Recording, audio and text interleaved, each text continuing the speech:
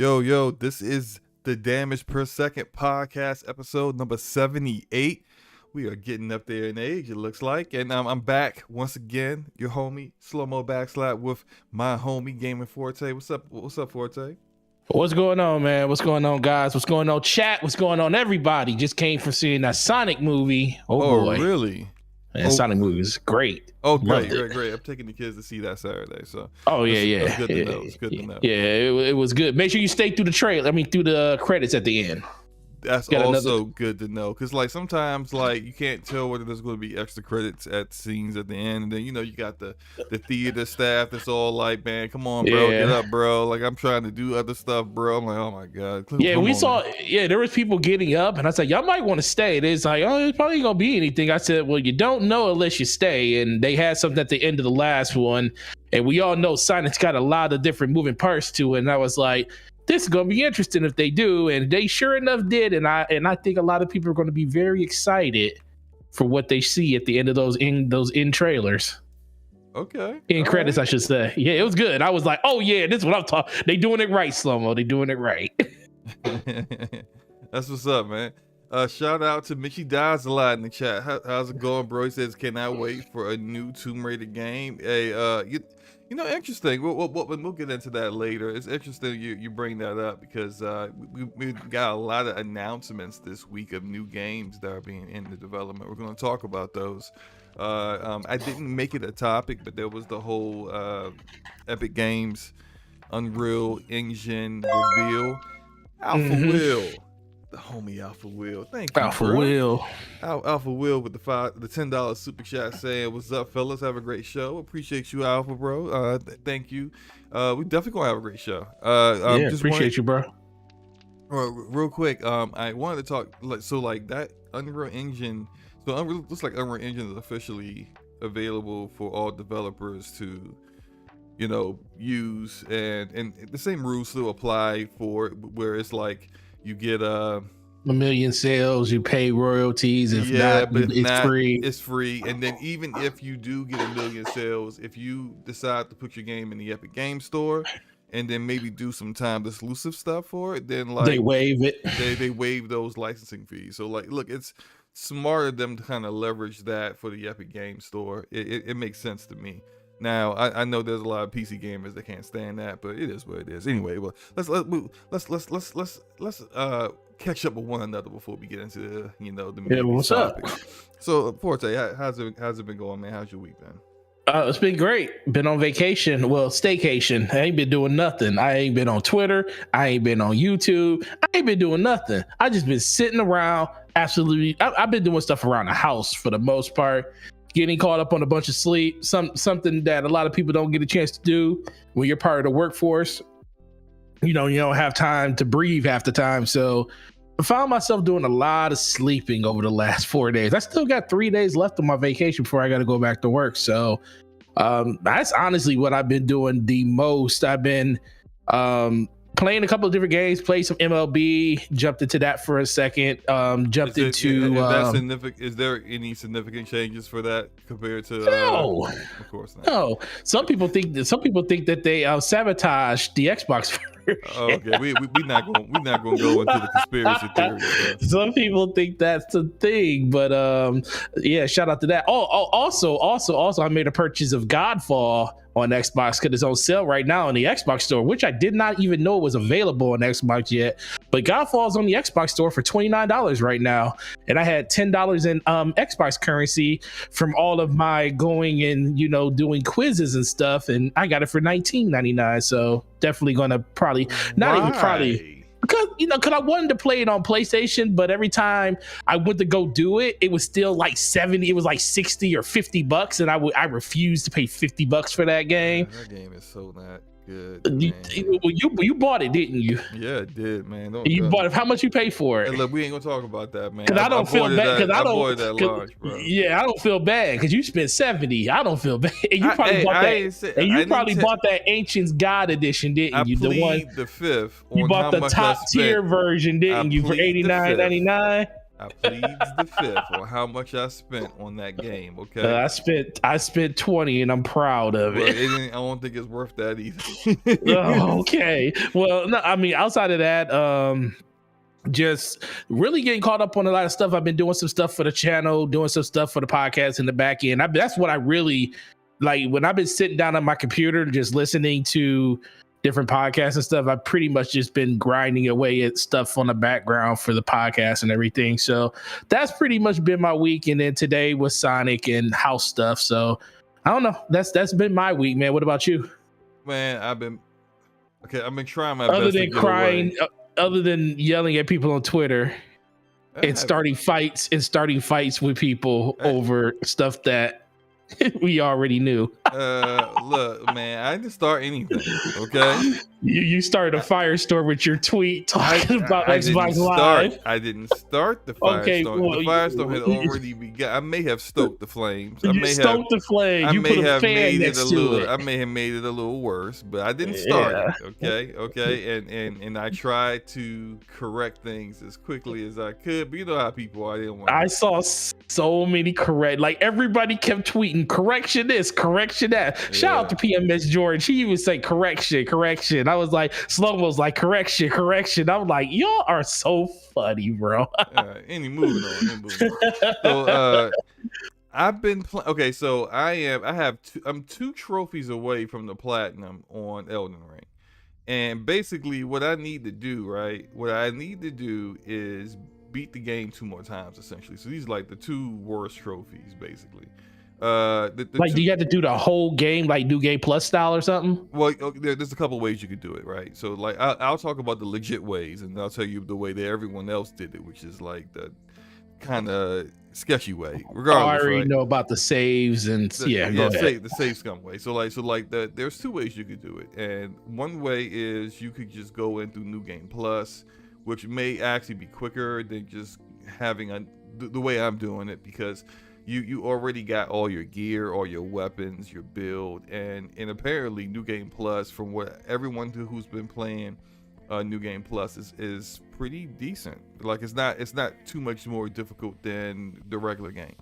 So you can just go in and then get a different ending that way, and then do another New Game Plus, and then do it again. Now the way I'm doing it is that because I already have 4 characters, I'm just, for 2 of my other characters that were further along, I just started just continuing on with them, and now I pretty much got them at the same point. I'm in the Farum, whatever we'll call it, island.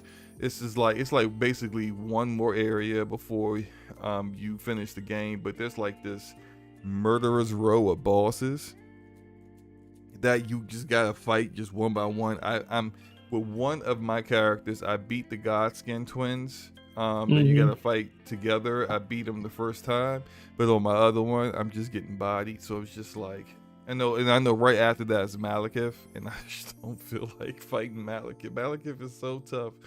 So I'm like, I want to get the platinum, but then I kind of like, I really want to play other stuff now. Like I'm just really tired of playing Elden Ring. So I have been, as you see now, I'm playing Fortnite with some friends. I want you to explain yourself, but go ahead. What do you mean? Explain myself. Playing Fortnite, man. It's Fortnite no build. That no build mode really got you hooked now, don't it? Hey, look, it's a decent game. And you spent money because you ain't got generic clothes on, and you spent money. Hold on.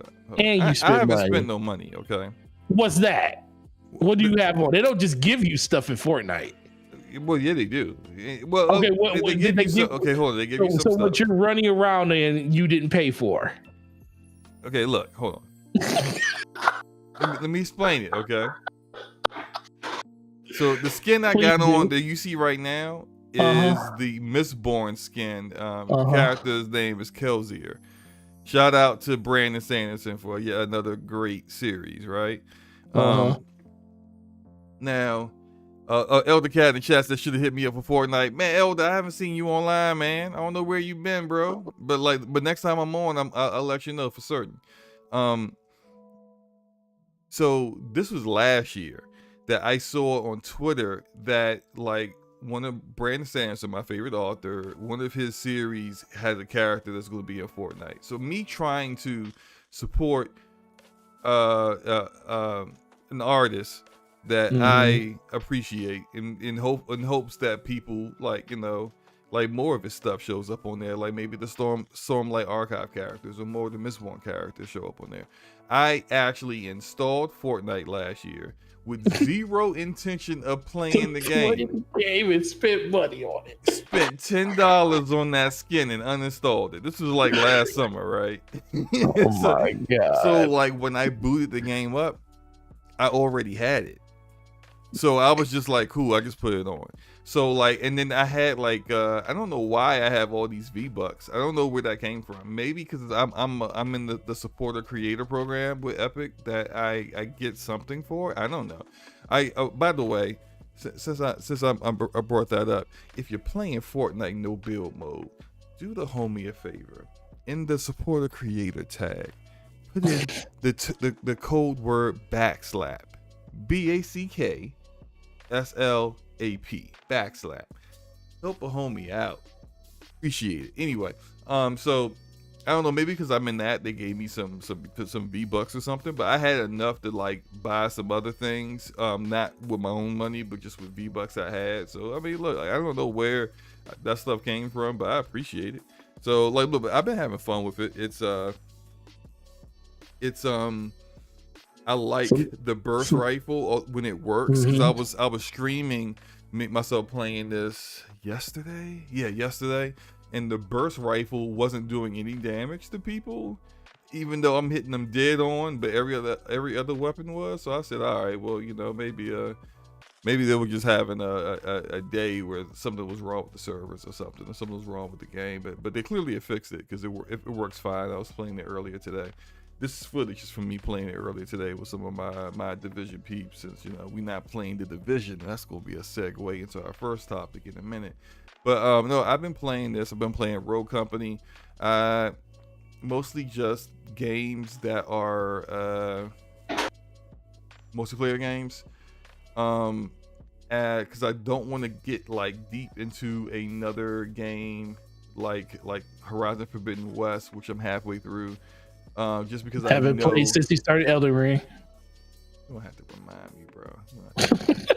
But like, you don't want to get into another game, but he ain't even play Elden. He ain't even play. Look, Horizon since Elden Ring came out. I'm gonna finish Sifu. I'm gonna finish Horizon. I'm gonna finish Tiny Tina Wonderland. In what order is this gonna happen in? In the order that I said. Like I'm at the end of Sifu. Like I literally, so like I just got beat the final guy. So before you get the battle, so before you get the Tiny Tina, you're gonna beat Horizon.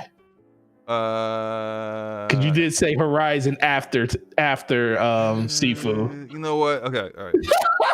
I already knew. I'm gonna finish Sifu. Then I'm gonna play Tiny Tina. I only played like 3 hours. 3 hours of Tiny Tina. I only played like 3 hours. With all the build potential in that game, you gonna probably put a good 50-60 hours in that game before you're done with it. More than that. But the thing is, Horizon will be it will be one of those. I gotta wait until there's a dead period to play it. Yeah, I'm gonna have to balance it. And yes, Elder Cat the scope they are is a laser. It's great. I'm gonna have to balance it, bro. I'm gonna try to balance Horizon and Tiny Tina. Try to balance both of them. But the good thing is that there's nothing else really coming out outside of a game that we're gonna talk about tonight. That's on my radar that isn't out yet. That we have a real date for. So I have some time to catch up on stuff. It's just that I gotta get finished with Elden Ring. I literally need to beat these bosses. And what the thing is, and I'm about to give up on it. I was talking with you and Luca about this, and y'all was laughing because I'm like, look, man, I'm really trying to beat this game with like a different kind of build than the bleed build I've been using. But the brother's getting tired of trying to look for these daggone smithing stones.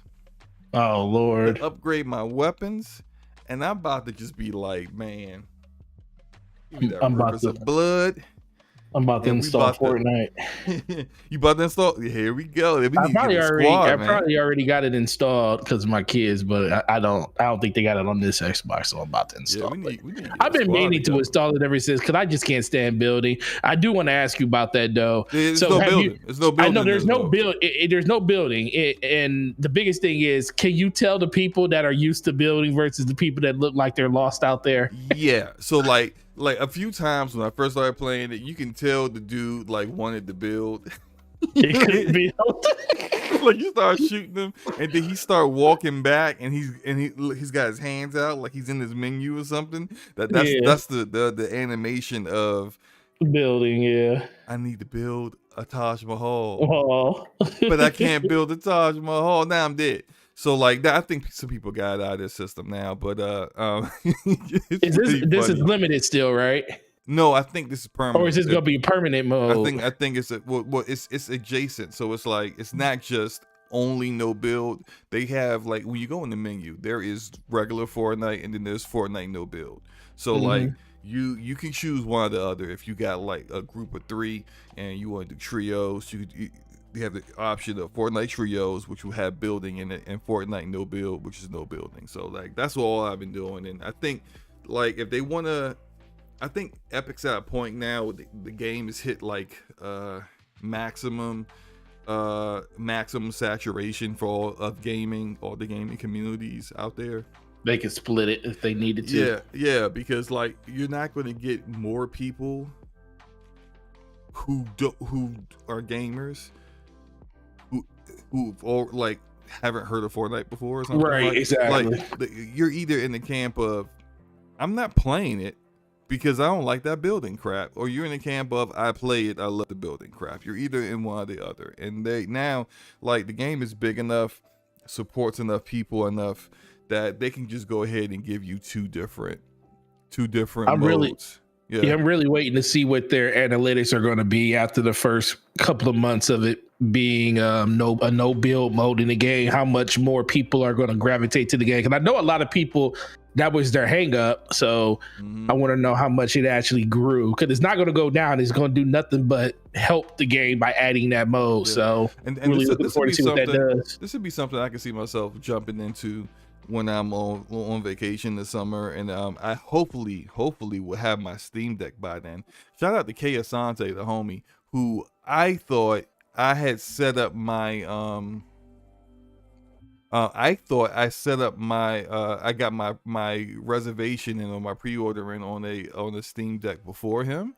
And apparently I must not have, because he also got the highest version, and I got the. Did he take a picture and send it to you? No, he put it on Twitter. But I think there's less people that got this like the $600 version, and so I think that's why he got his before mine. They prioritized that pool, yeah. Yeah, but I'm probably in the pool where the majority of people were, which is like in the middle. Elder Cat said, did I get a dub? Yeah, I've won like 3 or 4 matches by now at this point, Elder. Yeah, it's I'm not gonna say it's an easy game. Once you get out of the pool where you're going up against a lot of bots in the game. So like when you first start playing, they try to ease you in. It's something that Splitgate also did. I don't really agree with the practice, but like it's a significant number of bots in the game when you first start playing the game, and you know that they're bots because you see their name as anonymous. Like, right. Anonymous, you're a freaking bot. So and they play like a bot because they don't like they just can't do anything. So shout out to Ramon Terrell, our acting and writing extraordinaire out here, you know, the homie, with the $5 Canadian. He said sup to the homies Forte and SloMo. Demon Souls got me coughing up blood. But I think I'm close to finishing. I think. Shout out to you, bro. Like I might have to jump in there with you. I haven't finished Demon Souls at all, actually. I'm like maybe 3 or 4 bosses in, so I got a lot more to do in the game. But my backlog is ridiculous. Razaro said he can't stand battle royales. I mostly can't stand them either. I gotta admit, I'm not a battle royale dude. What's up, Deli? How's it going, Deli? What's up, Bray? You ain't just Christopher noticed that Bush. you don't like that. I just said his Bunty. name right for the first time ever without any help. But I wasn't going to make a big deal of it because you I always was going to make a big deal of it because it's a big deal. It took 63 episodes to get to that point. Well, shout out to you for finally pronouncing it. Appreciate it. Listen, man, gotta be supportive of the people in your chat. If you can't pronounce the people in your chat's name right, something wrong. Yeah, something is really wrong with you. Yeah, it was something wrong. It was definitely something wrong with me. That's why I was taking a sabbatical. All right, let's look. I'm just saying this. It's cool. It's cool. Definitely give it a shot. If you've been someone who's just been like, man, forget Fortnite, I ain't down with that building crap, then hey, it's all right, man. Go ahead and and give it a shot. You may actually like it. So, all right, let's get into first topic here. And I mentioned it briefly that I was playing this game. You see me playing with two other people. These are my Division homies, Smiles and Great Samurai. We've been playing. Not just them. We got like a whole squad of us, like at least 3 or 4 more people that we used to always play the Division with. And I'm in the public test server for the Division, and I wish I had some gameplay to show you guys of the new mode that they took a year and a half to make. But that public test server is so trash. Oh my god. Okay, so like I've only been able to get into it and play it one time. And I played did one session, and then the next time I tried to play it, I was in the public test server, but it kept it kept giving me an error every time I tried to start the new mode. So tonight, earlier today, I'm thinking I'm going to talk about how bad this mode is, because the mode sucks too, by the way. And I was going to talk about how bad the mode is, the fact that I don't understand why after a year and a half this is all we get, a trash mode and one new gear set and a couple of new weapons. That should have been content that you get in between big content drops, right? Anyway, I'm trying to get in the public test server. Forte. What's up? Errors. It won't even let me load it up. Just errors. And so I'm just I'm at my wit's end with the Division. I think I'm done. I have tried my best. Been the big Division fan for the longest time. You have been, man. You've been right. I'm still gonna watch the movie on Netflix with Jake Gyllenhaal and Jessica Chastain. I'm still watch the movie. I hope it's great. But at this point, I'm about to just uninstall the game, regular game, and the public test server, because I just can't keep I already had low expectations as it is. I at least expected it to work though. I thought it wasn't going to be that great. bad, huh? It doesn't even. Okay, let me tell you what the mode is, right? So this is the mode. You're at a nuclear power plant, and they keep giving you these random objectives to do, and then you do these objectives and then you extract, and that's it. It is all the objectives are the same exact objectives that's from the Summit deal expansion. It's the same objectives, bro. You couldn't even come up with new stuff. It's just what is happening here? So it's not good, man. And I was really disappointed with how it played. There's no new loot to get. It's super easy. You could do it even though it's supposed to be quote unquote designed for multiplayer play. There are people online that's just yeah, I'm running the countdown solo, right? Because it's that easy. And it is partially that easy because people have been playing the Division. It's a year and a half with no content, a year and a half with no new loot. People have min-maxed and got their loot specialized to the point where it's just freaking amazing. It's god tier loot now. And so now they're soloing stuff that wasn't designed to be soloed. And it's just boring. I'm doing this mission, the gameplay you got right here. I decided to just run this mission real quick just to have some gameplay for the Division while we talked about the topic. And the highest difficulty I can make it for this mission, and yeah, I'm just running through it. I I set up matchmaking to allow other people to join me. I think a dude joins me like How about that? 2/3 of the way through. You? One guy joins me 2/3 of the way through. His division agent level was 2,300 something. I was like, good grief. Mine is 280. That dude like me in Destiny right now. It's right. He live in that game. So I guess what my thought is here is, what is up with publishers abandoning, like, this is what I want to say, my question to you. Mm-hmm. Whose fault is it that this happens? Is it the fault of the community for saying, we don't like the direction you're going in this game, so we're going to stop playing it? And so what ends up happening is the publisher stops supporting the game.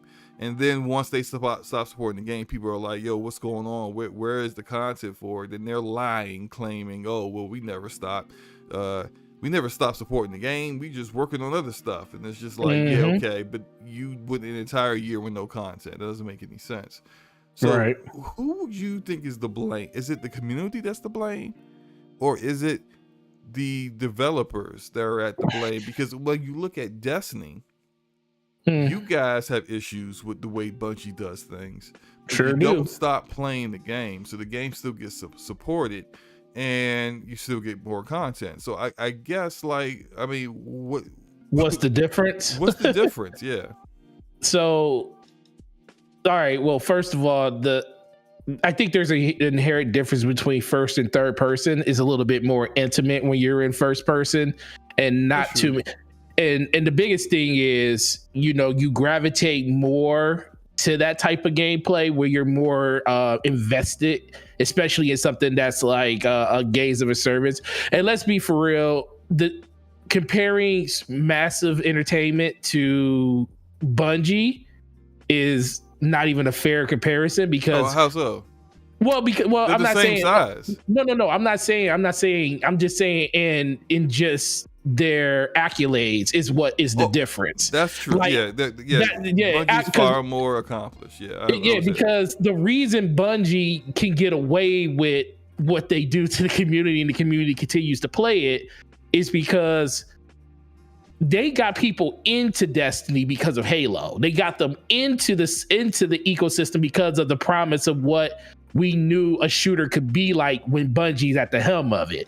And to the roots of what Destiny is, it's an amazing game. It's a great game. It's one of the best first person shooters you can play out there. People just had issues with the story and stuff like that. And it was never an issue with the quality of the game. It was always an issue with, deliverables and getting stuff out in a timely manner, and them allowing, certain sandboxes to stay kind of samey for as long as they did.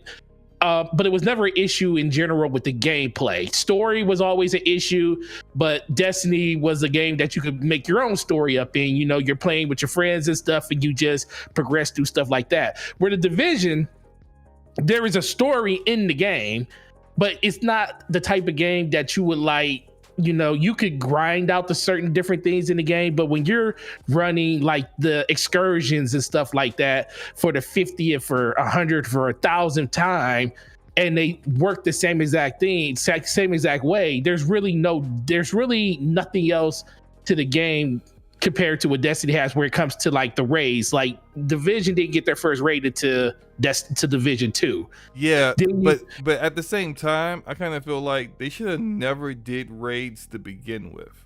Well, no, I second that with you. I think the one thing that they should have leaned into was more of the player focused atmosphere when it came to stuff like survival and stuff like that. They should have went in that direction to give more things for people to play more as a solo content player and as in like small to like medium-sized team complex and stuff like that. Because them trying to do something that Destiny does, it's not being true to yourself. Destiny. You're not Destiny, but Destiny's also not you. Like Bungie couldn't do a it survival mode thing the way they did. It wouldn't work for it wouldn't Destiny. work. Yeah, It it's wouldn't work. like they actually had stuff in Division 1 that was unique and different, and really I would say it kind of pioneered some other things that people other developers chose to do later on.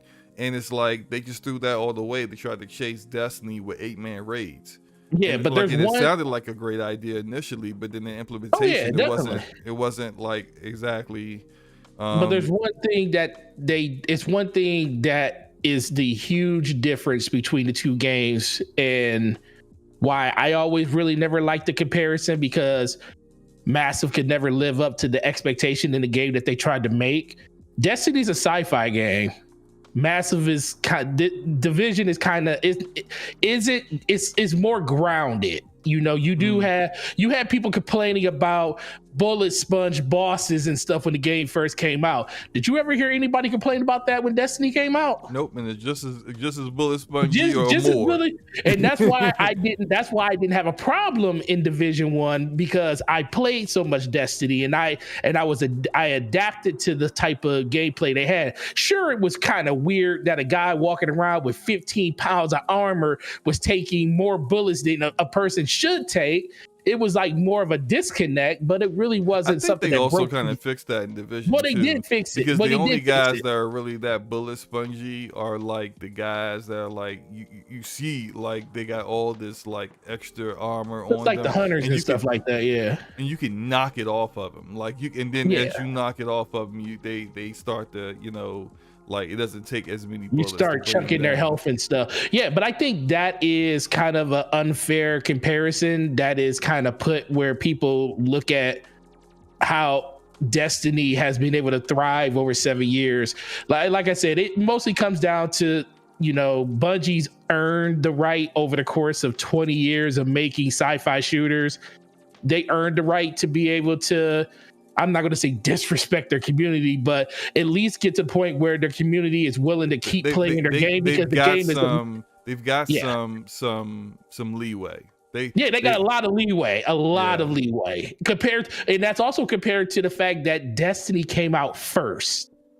Now, who knows? Division could have been the first out the gate, and they could have wrote the narrative of how games of a service could be modeled and stuff.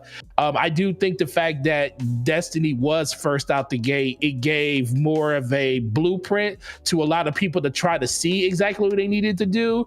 And I think if you look at Borderlands, which was the ultimate way to actually build your type of shooter when it came to like loot and everything like that, Destiny kind of took that and ran with it. But then they just also improved on the social aspect of the game. Like that's the huge part of Destiny that no other game has kind of really captured yet. Mhm. Like, what are you doing with the people you're playing with outside of just playing a game with them? Are you experiencing different things in different ways like you do in other games? And I don't think that's something that other games have kind of wrapped their head around. And that's probably the hardest thing to do, because that's why, and I think that's why Sony went out and spent $3.6 billion to purchase Bungie, because as much as we give them crap about the game that they made sometimes in the directions they go in, they obviously are making a lot of money and a lot of good decisions on just keeping people engaged in a game that obviously a lot of people love. But then there's also a lot of people out there that just want to be done with it and move on. Yeah, I think this discussion is really interesting in a lot of different ways, because it applies to not just the Division and Massive Entertainment and Ubisoft. It doesn't just apply to Bungie and the Destiny community. It also applies to 343. Absolutely. 343 and Halo and the Halo community and where that game is right now. I've heard a lot of people saying they've gone back to the Master Chief Collection. We know about the dwindling numbers and how 90% of the people that initially played the game are no longer playing it anymore. I mean, you can count the two of us as that too. Look, I just got other stuff to play. I haven't played it since January. I haven't played it since February, I think. It's been February for me, I think. And it's just... It's sad because I love the game. But... Yeah, I mean, look, the gameplay was awesome and on point. Best gunplay that 343's ever done. Problem is this is also the least amount of content a Halo game has launched with. And I will give them the one thing I will give Halo is they have officially captured me to the point where when a new season, not a new season, but when a new campaign module drops for Halo 5, Halo Infinite, I'll be there. oh yeah, I'll be there for that. I'll be there for the campaign because I really, as much as I feel like they tried to rewrite the whole story of Halo 4 and Halo 5 in this one game, I enjoyed it to the point where I want to see what's next, and especially the stuff, if people didn't see the last cutscenes and stuff, I definitely want to see where that's going. So they definitely bought themselves more time with me when it comes to the campaign, which I really, really enjoy being in the campaign and in an open world. But the multiplayer is just like, is more Halo, and there's too many things missing from it that should be there, which I hear that they're adding more and more stuff, but it just comes back to what else are you doing to entice people to want to stay with the game. Small tweak stuff. Like I saw a tweet from the community manager earlier today that was talking about, like, the ultimate reward once you finish all of the challenges for the week. And he was kind of like, I mean, it sounded a little whiny how he was like, if we have it as a great reward, people say, oh, you're trying to force us to play all these games to get to that one great reward. And then if they have something that's not as appealing, people say, oh, well, you're not giving us anything to look forward to. And I get some of that. I get some of that, like, it's hard to please people, but I think people I think what they don't understand is that people have an overall general feeling of not being satisfied with it right now. And I think it's due to the lack of maps. Yeah. People have the battle pass. A lot of people have finished the battle pass. The season went on for far too long. They doubled the season. I would expect with the hopes of trying to get co-op ready for the second season, like they said, and it's not. And there's a lot of disappointment. And although, like, you and I said that, like, when they come out with the next thing to continue the story forward, we're coming back for that. Yeah, we'll come back for that. Hopefully co-op will be there when we do it. Oh yeah, hopefully co-op's there. Yeah. But like, how many other people will be though? Like, I don't know. Like, look, I think how many people aren't going to play the game now because all their friends already put it through the main campaign because they wanted to play it in co-op with them, and now they don't have that chance, and their friends won't be probably playing the game. I do want to say Relzar, he basically made a good point. He said Destiny is the only looter shooter with a PvP game mode, not really counting the Division's Dark Zone. The Dark Zone is a whole different other. Yeah, it's a whole nother game in itself. It's a whole. But I think I do think he is more correct, because the one thing I will say about, as much as I consider myself a PvP main in Destiny, but the thing about that game is it's Destiny's PvP is so dependent on whatever they're introducing into the game for that season, which right now is a lot of ability spam because of Void 3.0, and there is some weapons that still sit at the top of the meta and everything, but for the most part it's all about ability bases right now. But I do think for some reason Destiny consistently has 3 to 400,000 people, because they usually have anywhere from 800 to close to 1 million concurrent players a day, and at least 3 to 400,000 of them are playing Crucible on a day-to-day basis. So even if it's and I do believe there's a lot of cross-pollination between people playing PvE and PvP, but they're finding a reason for people to do that. And I do think that is another thing that just goes back to the, first-person shooter and just the accolades of the gunplay and the gameplay being so good compared to the Division. I know people that just refuse to go into the Dark Zone. They refuse to do it. Yeah, they just don't want to do it. They don't want to do it at all. No. It was fear. Okay, look, people look, man, there's a psychological aspect to the Dark Zone. Imagine you spend all this time, all these hours on your build, and you've been farming these weapons. You finally got that one good drop you wanted. You got your gear set all together. You think you hot stuff. go in the dark zone and some dude just deleted your character in 0.2 seconds, it don't feel good. It don't. You're right. It does don't. not feel good. And some people don't sit back and go, oh, maybe the dark zone's different than the regular game, and I need to have different kind of gear, a whole different loadout to make this work here.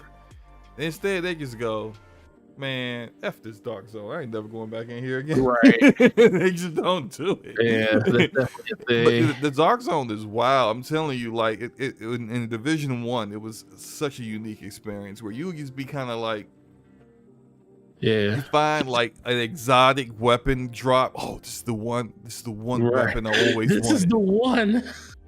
I need to extract this thing right now. And then you go rush to an extraction point, right? The whole time you looking behind over your corner and behind, like, is someone following me? I don't know. Oh man. You get there, you pull your flare out, you shoot it up in the air, and then you gotta wait. You gotta wait 90 seconds for that chopper to show up, and you just kind of sitting paranoid, checking behind you. Somebody coming. And then some NPCs show up, and you kill them as quickly as possible because you don't want to be distracted when the rogues come. And you sitting there, just like, okay, all right, let's get it down. Come on, bring the rope down. The rope comes down. You pull that gear on the rope. You're like, yes, I'm getting it out of here. Yeah. Bow. Yeah, I've been there. I've been there. Bow. They drop you. Yeah. And they cut that rope. Your stuff just sitting on a rope, and they gonna take you. They just cut that rope and take your gear, man. Look, it's awesome. It's great. I have been the person who's had their rope cut on them, and I have been the rope cutter. Okay, like, it's fun. It's fun. It is fun. It's not for everybody now. It was fun because it's dead now. Okay, like I went in the dark zone a few weeks ago, and on Division 2, and there wasn't a single person in there. Wow. Do you think that I'm cutting my own rope. Do you think it being not having the ability to have solo dark zones versus it being a mixture of teams and groups and stuff probably hurt it too? Well, they tried to make the dark zone less scary for the PvE division players, and it didn't work because they split it up, and then they made like one dark zone, like the old dark zone, yeah, and then two other ones where it was it's like watered down diet dark zone. Like, it's like, hey, diet dark zone. Sir, may I go rogue on you, sir? Oh my god. You know, like I have to ask permission to shoot you in the face. Like, come on. Right. It wasn't as good. It wasn't good. Anyway, okay. Let's move on. The Division countdown, it's bad. You know, for those who play the game, you're not, if you played on Xbox and PlayStation, you don't have access to the public test server like I do. It sucks. Like, just don't even bother. It's just not good. It's just not good. So. Anyway, man, I'm gonna move on to some news that we got during the Unreal reveal by Epic Games earlier this week. And what that was about was a new Tomb Raider is coming out by Crystal Dynamics. Mm-hmm. And Crystal Dynamics, of course, made the Tomb Raider reboot, the definitive edition, which I thought was story-wise the best out of the trilogy. And they also made the Rise of the Tomb Raider, which is the gameplay I'm showing right now, which is what people consider to be the best game in the trilogy overall. And they're coming back and making another one. Forte, what do you think about this? Well, the first thing I saw when I saw this was the fact that doesn't look like Crystal Dynamics is on the out like a lot of people thought they were. Mm-hmm. You know, the fact that Square was like, yo, listen, we just allowing you to go over there and help with the development of Perfect Dark. That don't mean you gonna stay over there. That don't mean you coming back over here to do what we need you to do when it comes to, you know, making another Tomb Raider game. And I really enjoyed I didn't play the last one, which I believe was Shadow. I haven't played Shadow yet. I played Rise. I know Montreal did that one. Crystal did Definitive Edition and Rise, right? They did Yes. those two. And then Eidos Montreal did Shadow. Well, Shadow's the worst one, man. Yeah, it's probably why I didn't play it, because that's all I kept hearing, how Shadow didn't live up to the first two. You know, like the visually, it's barely an upgrade over Rise. Story wise, it's the worst story out of the trilogy. And I think the puzzles just annoyed people to no end. So yeah, like it's not as good. So they also announced that it's going to be run on Unreal Engine 5. That just means the whole so you know what's interesting about that? Everybody is about to be working in UE5, it looks like, and it's really good. I do think when did we see that first test that Sony did? What was that, 2019, when they did that? That far back, it was 2020. It had to be 2020. It was 2020. You talking about the Lumen? The Lumen Tech, yeah. The Lumen Tech with they actually have that girl, the character from the demo in Fortnite. Just one, I'm sorry. I saw that a while ago. Yeah. But no, but I do think that it was only a matter of time until the industry kind of went that direction. You're starting to see a bunch of Xbox's first party studios doing it when it comes to like Ninja Theory. Insidious next game is going to be based in UE5. So it just makes sense at this point, especially when it comes to just the overall environments that you could create in it. And it's a really good stepping stone for people that was already in UE5 to be able to just, UE4 to just, transfer over. And it seems like if you're already used to working in different development cycles and stuff, that you could kind of transfer that stuff over. So it looks like a really, really good upgrade path for a lot of different engines when it comes to just porting the work you already have in one engine to another with a little bit of work on the back end. And I do think that that's going to really, really help a lot of developers. And that's the fact, like we talked about earlier, there's a financial benefit to working UE if you especially if you have the aspirations of putting your games on PC, because you have a way of, if you're going to sell a bunch of copies, you can put it on one platform and literally make almost 100% profit off your game on PC and still reap the rewards of the console space that you're going to put over there. So it's really, really cool to see that. I've been seeing a lot of people talking about that they don't know if they like this because it could become a monopoly and stuff like that. I'm like, listen, Unreal has always been one of the top development picks for a lot of people. You even got CD Projekt Red switching over to it, switching out of their Red engine, out of their proprietary engine to actually work on something like UE5. So when there's smoke, there's fire in a bad way. It also means the same thing in a good way. A lot of people, a lot of developers have been talking about this, and seeing Unreal be shown in the light that it's being shown is a good thing. Like, I watched the Coalition's demo of it, and I was like, yo, this is what games can look like in the future. Now, I do agree that with some people when they say I want to see investments in AI and stuff like that, and I do think that is a part of the suite that you could actually get in Unreal Engine 5 and stuff. I just want to see that taken advantage of a little bit more, because we have hit a point where graphics have they can look better, but the thing that we're kind of missing is like the AI side, like the actual, not the gameplay, but the overall functionality, how the games perform and stuff like that. That's what I really want to see really, really worked on in the future. But this is going to be nothing but really good for the industry, because the more people that use this engine, the more established it will be, the more updates it will get to keep it relevant to what we're doing now, and people will just keep on using it. Okay, question for you about gameplay.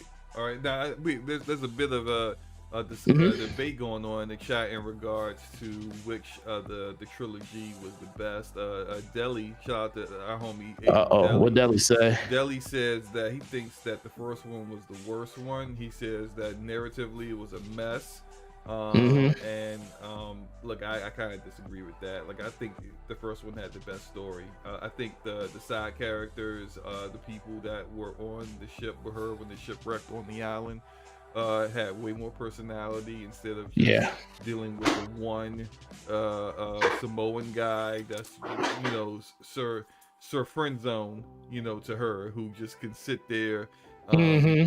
and be a punching bag and need to be rescued by Lara 5 million times for like the second and third game.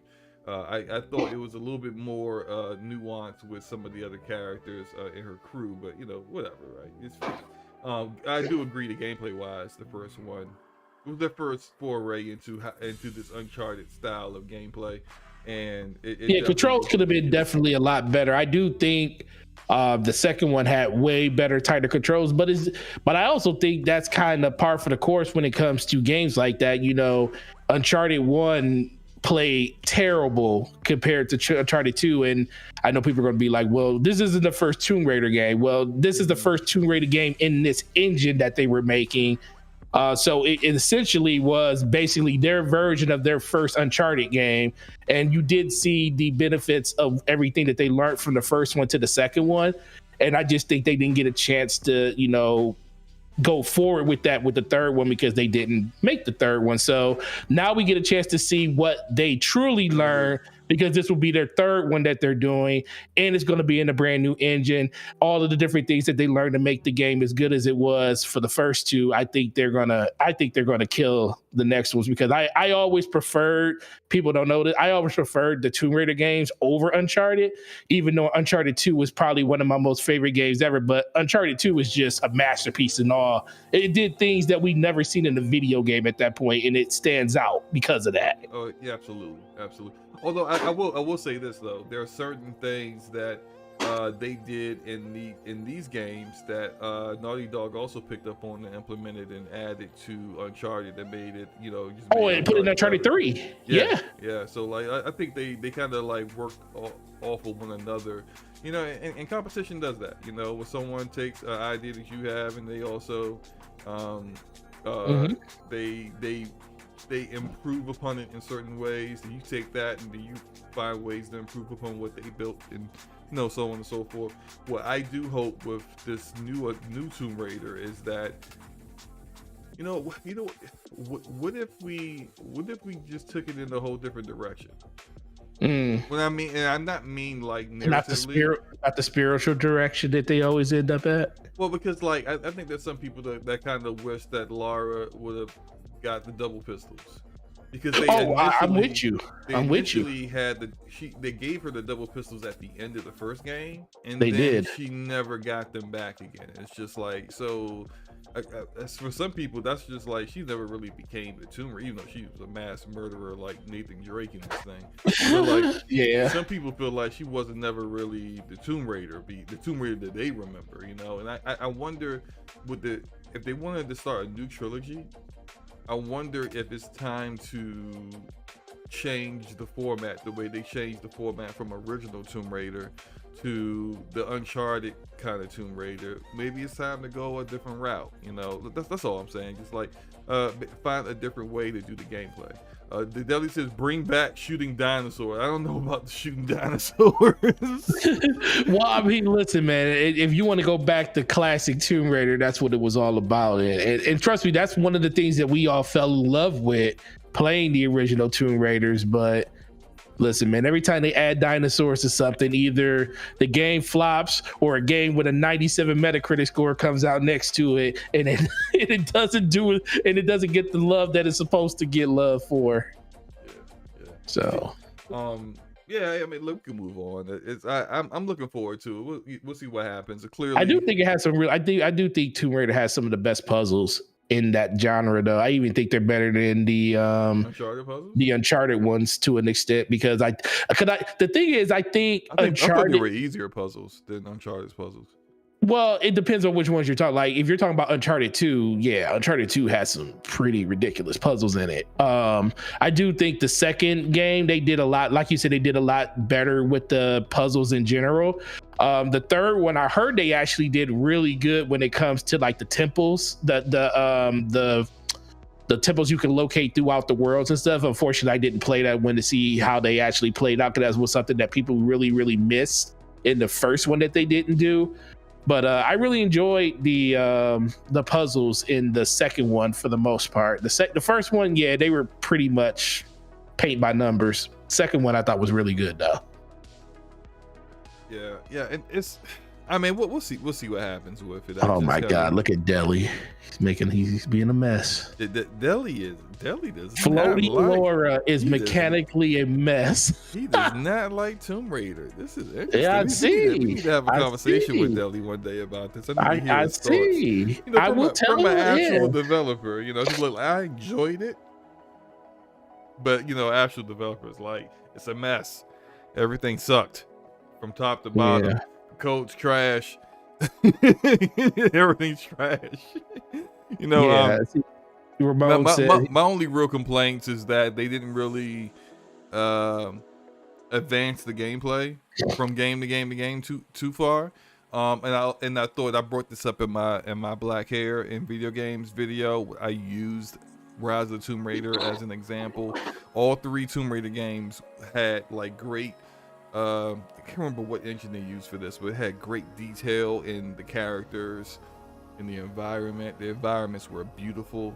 The characters looked great, but the hair was so far off from like what everything else was that it was distracting. Just look at that now. It's distracting to look at Laura and see like her face and all the scratches and dirt and stuff, and then her hair has got like 2 layers. Yeah, it's not the same. Yeah, Rodimus says Benji sales saying that the Horizon Forbidden West sales are good but not great, so maybe 2 to 3 million in a month. You know what the funny thing is? You know, I'm gonna make a prediction here. Prediction that Horizon Forbidden West is probably gonna be in the top 3 of sold games for the month of April when the NPD for April comes out. Mostly due to the fact that April 2nd, there was a PlayStation event at every GameStop. Every GameStop had one, and Horizon was a bundle. You could pick between 3 games, but Horizon was one that you had to get. It was either Horizon or Gran Turismo, or Horizon and Spider-Man Ultimate Edition. So you had to get Horizon, and every store had them. So you're talking about a lot of copies of that game was sold on April 2nd when it came out. And then if you go, and then we're going to have another event coming up towards the middle of this month that's going to probably have that same game in it. And if that game's included again, it's probably going to be in the top 2. I mean, we'll see once we see the official numbers. I didn't expect the sales for Horizon Forbidden West initially to be like amazing, simply because I didn't see Sony boasting about them as they usually do with like, hey, first week of sales we sold 5 million. Like, no, they didn't say anything. So it just to me seemed to be like, okay, it wasn't nothing groundbreaking. It didn't break any records for them, you know, internally. So oh well, you know, it doesn't mean it sold poorly. It just didn't sell better than what other games that they've had come out recently. So it is what it is. Anyway, let's move on. I wanted to talk about this game that I'm looking forward to, and it is called The Quarry. The Quarry is being developed by Supermassive Games, and Supermassive, if you don't know who Supermassive is, Supermassive made Until Dawn, which was a PlayStation 4 exclusive. They are making the Dark Picture games. That's Man of Medan, Lost, the Little Hope, and the last one was House of Ashes. House of Ashes was the best. Yeah, House of Ashes was the last one. Yeah, House of Ashes was the best one out of that 3. And I would say they kind of have become the Telltale games, that what Telltale used to be in good ways and bad ways. I think they make too many games. Mm-hmm. And I think the Dark Pictures, dropping a Dark Pictures game every year is insane. And it kind of shows with the quality of those games. Although visually they look better, the quality of those games don't really reach the level of Until Dawn, unfortunately. But right, I'm kind of hyped for The Quarry because The Quarry is a spiritual successor to Until Dawn.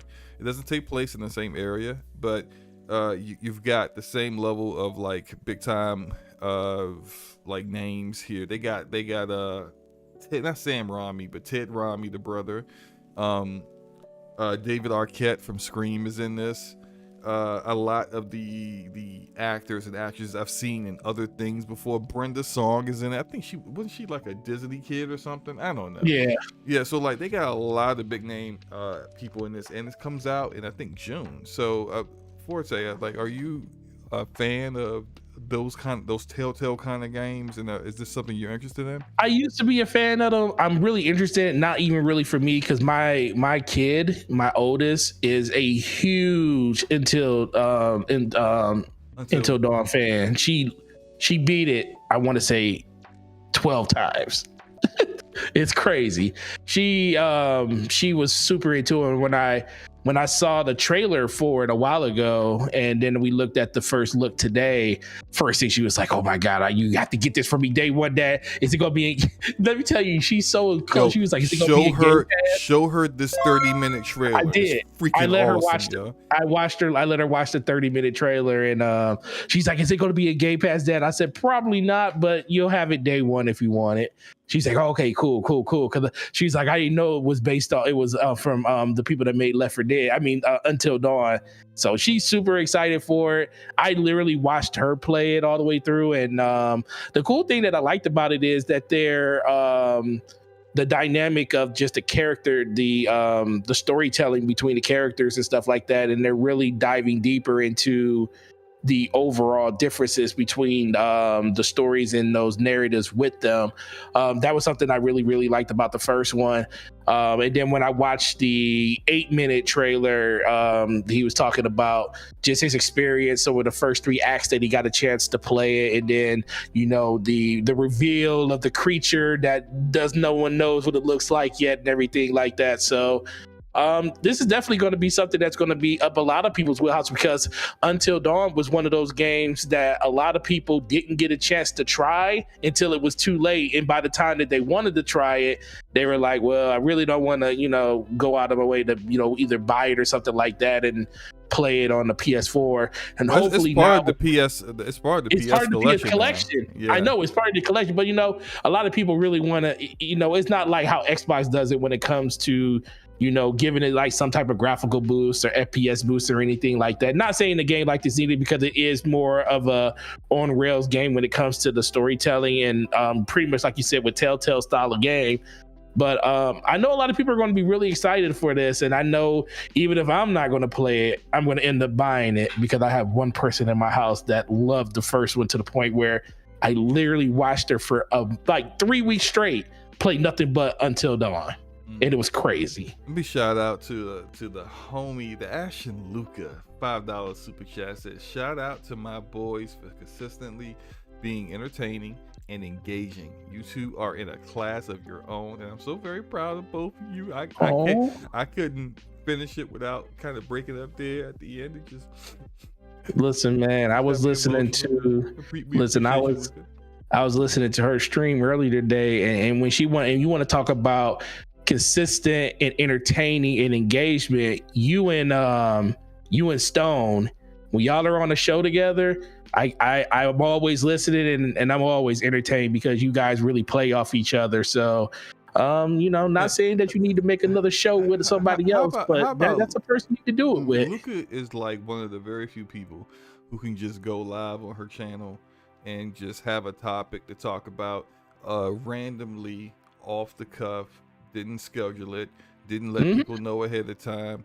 There wasn't no plan. People didn't wake up that morning thinking, I'm going to listen to Luca talk at 1 p.m.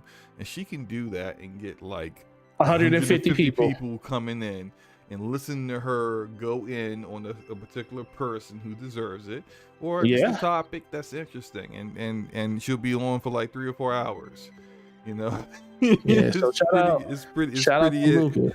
Pretty talented person, pretty talented little person over there. It's great. Oh man, little person.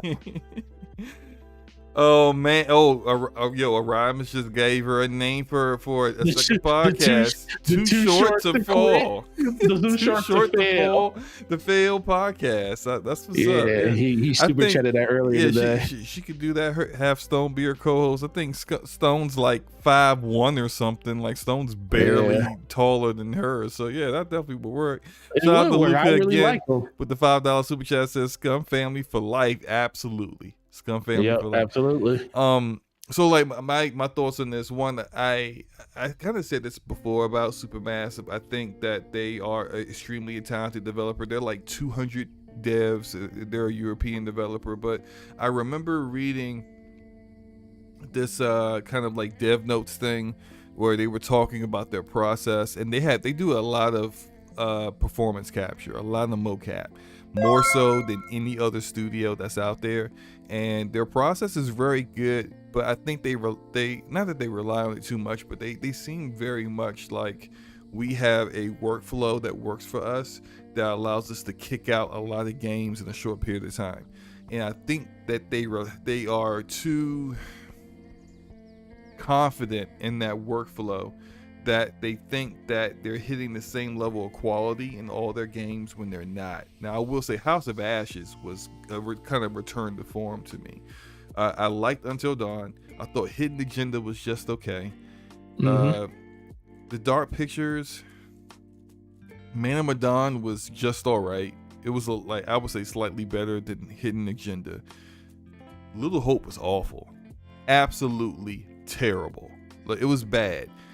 But House of Ashes is okay. Like when I watched them discuss how they have like these separate teams, and like, because people were asking them, how are you going to make a game per year for Bandai Namco? And they were like, well, we have a team that's working on each game, and that one team is working with this group of actors. And look, this is being published by Bandai Namco. I can't remember who's publishing this one. The Quarry's being published by somebody. I think it's 2K. I don't know. It's being published by somebody completely different. How they're able to have all these other games in simultaneous development it's pretty cool. But at the same time, are you hitting the same level of quality that you were hitting when you were a full studio just working on one game, Until Dawn? Like, are you still, like, if you can't hit that same level of quality, I don't think you should be working on so many different projects like that. I just don't think it's good overall, and you don't want the reputation of your studio to get to the point where people just start ignoring your games when they come out. Right. So yeah, that's my thought on it. I'm all locked in. I'm playing this. This is day one. Like, I'm getting the deluxe edition and everything. So day one, when the Quarry comes out, I'm playing it. And I think they also will have another Dark Pictures game out later this year. So I'll be playing that too. So all right, I guess we can move on to talking about some news that came out. I think this came out it came out yesterday. So Remedy is working with 2K. Well, no, I'm sorry, working with Rockstar. Rockstar is doing the publishing for this. But Remedy is now working with Rockstar to do a Max Payne remake of Max Payne 1 and 2. And I'm like, all right, but that sounds like pretty cool. A lot of people remember. Pretty scary. Is it scary? Pretty scary, but go ahead. Scary how? It's pretty scary that Rockstar is I don't have a problem with making a remake of 1 and 2, but Rockstar having pretty much the rights to the publishing of it, I'm kind of scared of that.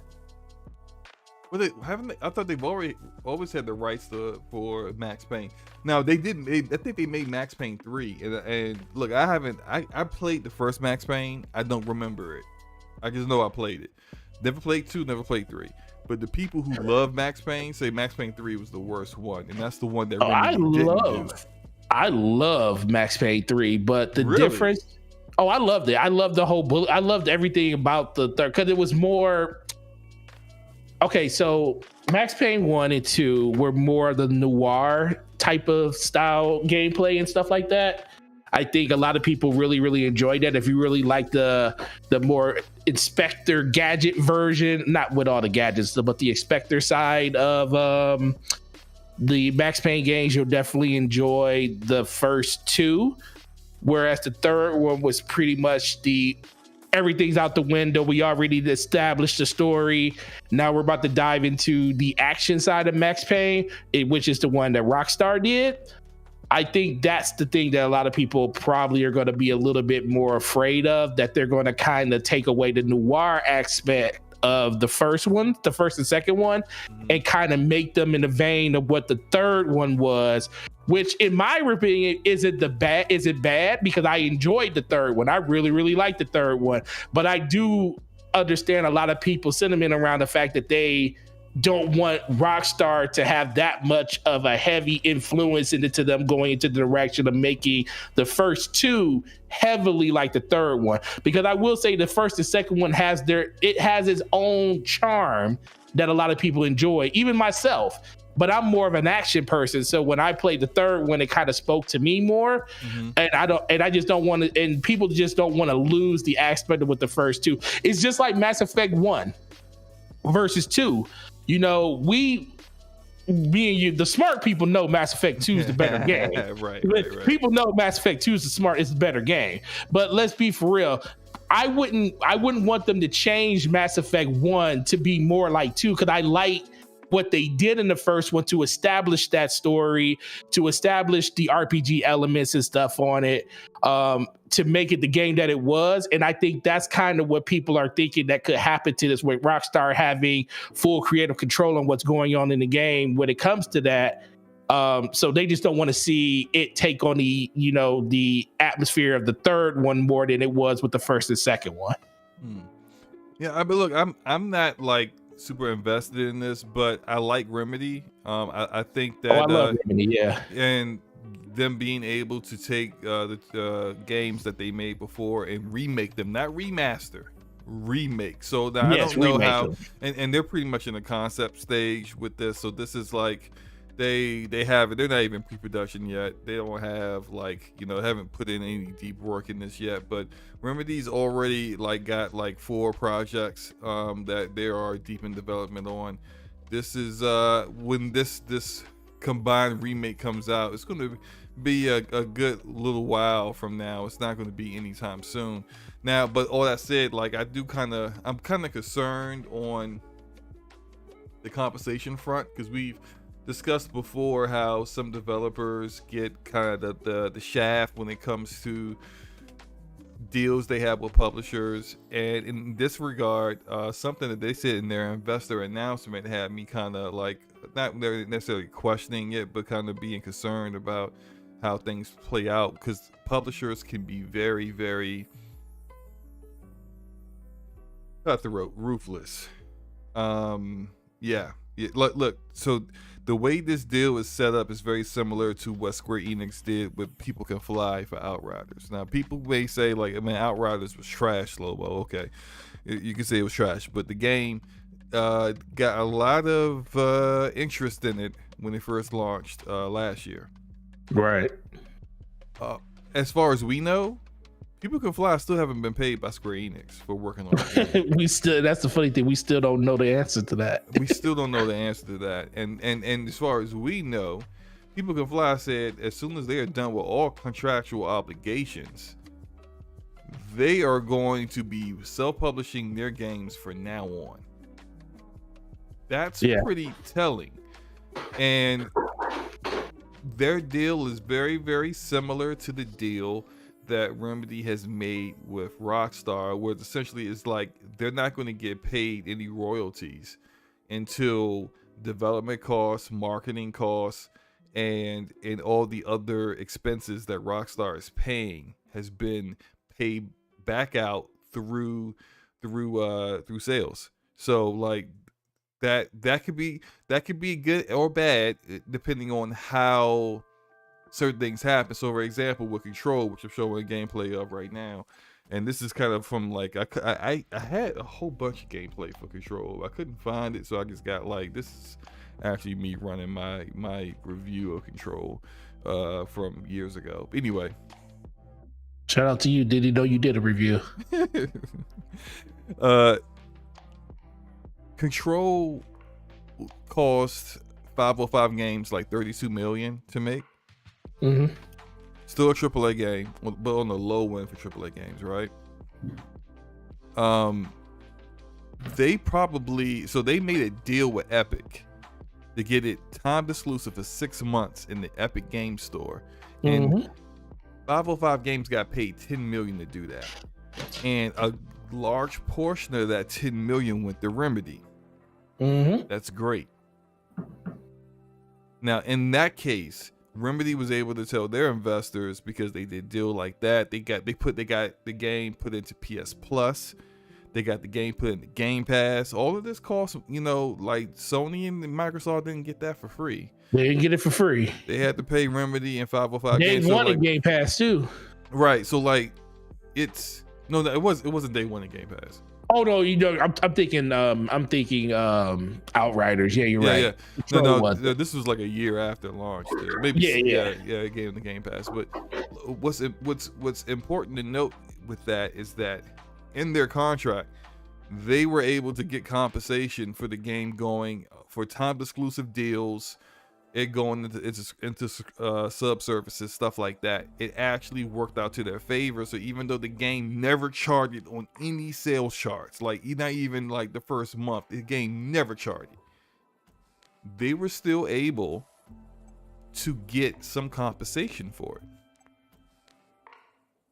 That wasn't the same for People Can Fly. No. Their game launched in Game Pass day one. Square Enix got paid a bag and they didn't get a dime of it. And it didn't go towards their sales, which would have then allowed them to be able to reach that sales threshold quicker in order for them to start getting paid off a per transaction basis. None of that. So who knows how this deal is set up, but I hope it's set up the way they had their deal set up with 505 Games. Because if not, look, Max Payne is it's an older IP. It's still a name that people recognize, and you'll see older gamers, the older generation of gamers picking it up and playing it. But I'm pretty sure they expect that. What they really want is the younger generation of gamers to get it and to see this IP that's going to be brand new to them and play it. And hopefully, like it is. I don't know if it really needs to be modernized so much in the sense that, but like whatever they need to do that has like archaic or obsolete gameplay mechanics, update that to what people expect from.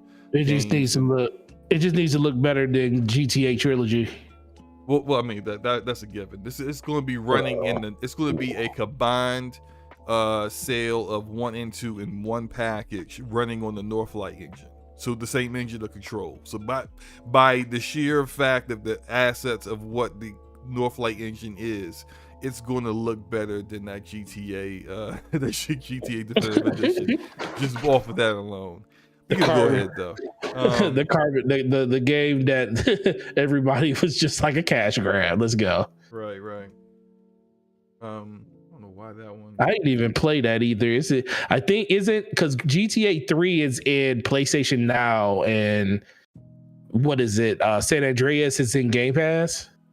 If I remember correctly, I think they split it up like that. Yeah, like one was in one service and one was in the other. And in the other one, you had to get the trilogy to play. It's all terrible though. Like it looked horrible. It looked worse. It looked way worse. It looked worse than the original ones. They rounded everybody's head and they tried to give people fingers and they couldn't. I don't know if it looked worse than the original. It definitely looked worse than the PC version with mods. The PC version with mods made by people in the gaming community looked way better than the definitive edition they did. They actually paid people for that, which was ridiculous. Anyway, we can move on. To our we just blowing through these topics, man. Where are we at now? We are on the last topic Activision of the Blizzard night. updates. So, Whew, that's a big okay. one. So Activision Blizzard, right? We got a couple of different things here. The first thing I want to talk about is something that happened over the weekend. So, Senator Elizabeth Warren tweeted out some things about how she wants the FTC to investigate the Activision Blizzard transaction, the acquisition. She wanted to make sure that basically Activision Blizzard is known to have mistreated workers, and she thinks that but could get worse if Microsoft acquires them, that this should be investigated. She also has a bill that she's trying to push forward, because currently the way the rules are in investigating these things, they're going to be investigating them. And look, I'm not a lawyer, so like I'm trying to, water this down in layman's terms as much as possible, but they got a bill that's going to actually, when it comes to these kind of acquisitions, they investigate not just the antitrust issues that it may cause, but the issues for fair workplace conditions for the employees of the company that's being acquired. So that's where all this is coming from. Now, is this? It's not. I don't think it's as big a deal as people are making it out to be. I think that she's a politician and she's doing her job. Part of her job is to let her constituents know that she is, or at least attempting to look out for their interests. Whether that's true or not, I mean, come on. Politicians, man. Like, if you think that these people really believe half the stuff they say, I don't know if you were born yesterday or not, but clearly like, you just don't know how this stuff works. But anyway, so a lot of fanboys getting riled up, fanboys that were going after the politicians that were for this bill, and speaking out about it, saying they don't know anything about the gaming industry. Not that it freaking matters if they knew anything about the game. The gaming industry has nothing to do with any of this. This is acquisition stuff. Okay. And then also, the other side of the aisle that have been like, yes, all of a sudden these people are acting like they're upstanding citizens, even though I've seen them, cussing people out over a video game a day or two ago. Yes, Senator, please take a look at this. I think this is something that's very concerning for me as a citizen of the United States. Blah, blah, blah, blah, blah, blah, blah. Shut up. You don't care. You just want to hurt Xbox somehow, which is silly. So, which is crazy.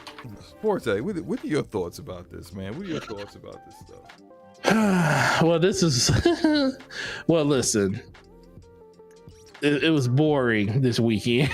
So it's a lot of people that just needed something to grip on to, and they're taking swings at just the fact that that honestly, listen, man, this whole situation just comes back to me being much of nothing. It's like, of course they're going to investigate into all these different things, but it doesn't mean that it's got anything to do with the whole gaming side of anything. It's just the fact that people want to make it about that. It's like, oh, they want to check into this and they want to check into that, and they're only doing this because they want to hurt something that Xbox is doing and everything. Like everybody out here is a PlayStation or a Nintendo. You do realize there are people that are on these boards that are in Senate. And there are people that sit in these high-ranking positions inside of our government that don't even know what a video game system is. They don't even know. They don't even know what the play. They said, "What PlayStation?" We know there's a PlayStation, but what PlayStation are they on? They don't even know the Switch is called a Switch. No, you ask them like, "Hey, what's a Nintendo Switch?" They'll be like, "Well, I don't know. Well, probably the new Nintendo system, but what is it?" They don't know. They don't know. And the simple fact of the matter just comes back to, nobody wants to let due process just happen. You know, just let all this stuff play itself out. Sometimes I feel like the community, video games, gamers in general, almost make things worse than they need to be, because by bringing light to things and talking about, well, this is the why they're doing this, and this is why they want to, you know, you got people contacting and emailing and tweeting Joe Biden about, you know, looking into the Activision purchase and stopping it and all this other stuff. It's like, why? Why does this hurt so many people's feelings, SloMo? Why are so many people in, like, everybody wants to be an armchair politician until they don't know what they're talking about, and when they're called out on not knowing what they're talking about, then they get their feelings hurt. Like, oh, you're just attacking me because you're an Xbox fan, or you're a PlayStation fan, and you just allow the status quo just to happen. Like, what? Are you serious? This is the most dumbest thing I've ever seen, and I literally just watched this the whole weekend. Like, once again, this is part of the reason why I just didn't say anything on Twitter, because I ain't had nothing nice to say. I ain't want to go out there and call people out and say, your take is dumb. It's the most ridiculous thing I've ever seen in my life. And I'm going to mute you now and not pay no more attention to the rhetoric and the tomfoolery that's coming out of your mouth. But then again, it is what it is. But when it comes to just the overall, like you said, about her statements and stuff, what do you expect her to say? It's being brought to her attention. It's something that they're going to look into, and they're going to look into it. It's either going to be good or it's going to be bad. Is it going to hurt you in the end? Do you have money in one of these corporations? I can tell you right now, I have Microsoft stock, but it's not going to hurt my feelings if anything happens. I'm like, okay, that's fine. We'll just move on to the next thing. I think people just take this stuff way too serious. Ooh, okay. Gregor in the chat's being vicious right now. That's it. The AOC, the representative, yeah, I can't remember which. Man, look, I'm tired. Gregor Von Doom with he says AOC beats more games than Forte, which is yeah. They don't even know what a game. They don't even know what the subtitle to a game is. Shout out to Eagles fan 76 with the $2 super chat says, what was Brap talking on Twitter about this? I think Enrique was engaging with a lot of the people who were conversing about this. I didn't look at any of that, so I don't know. I don't know what Enrique was talking about. I know we discussed this last night on Brap, and I said my piece about it, and we had a pretty good conversation in regards to it. But it's just it's silliness.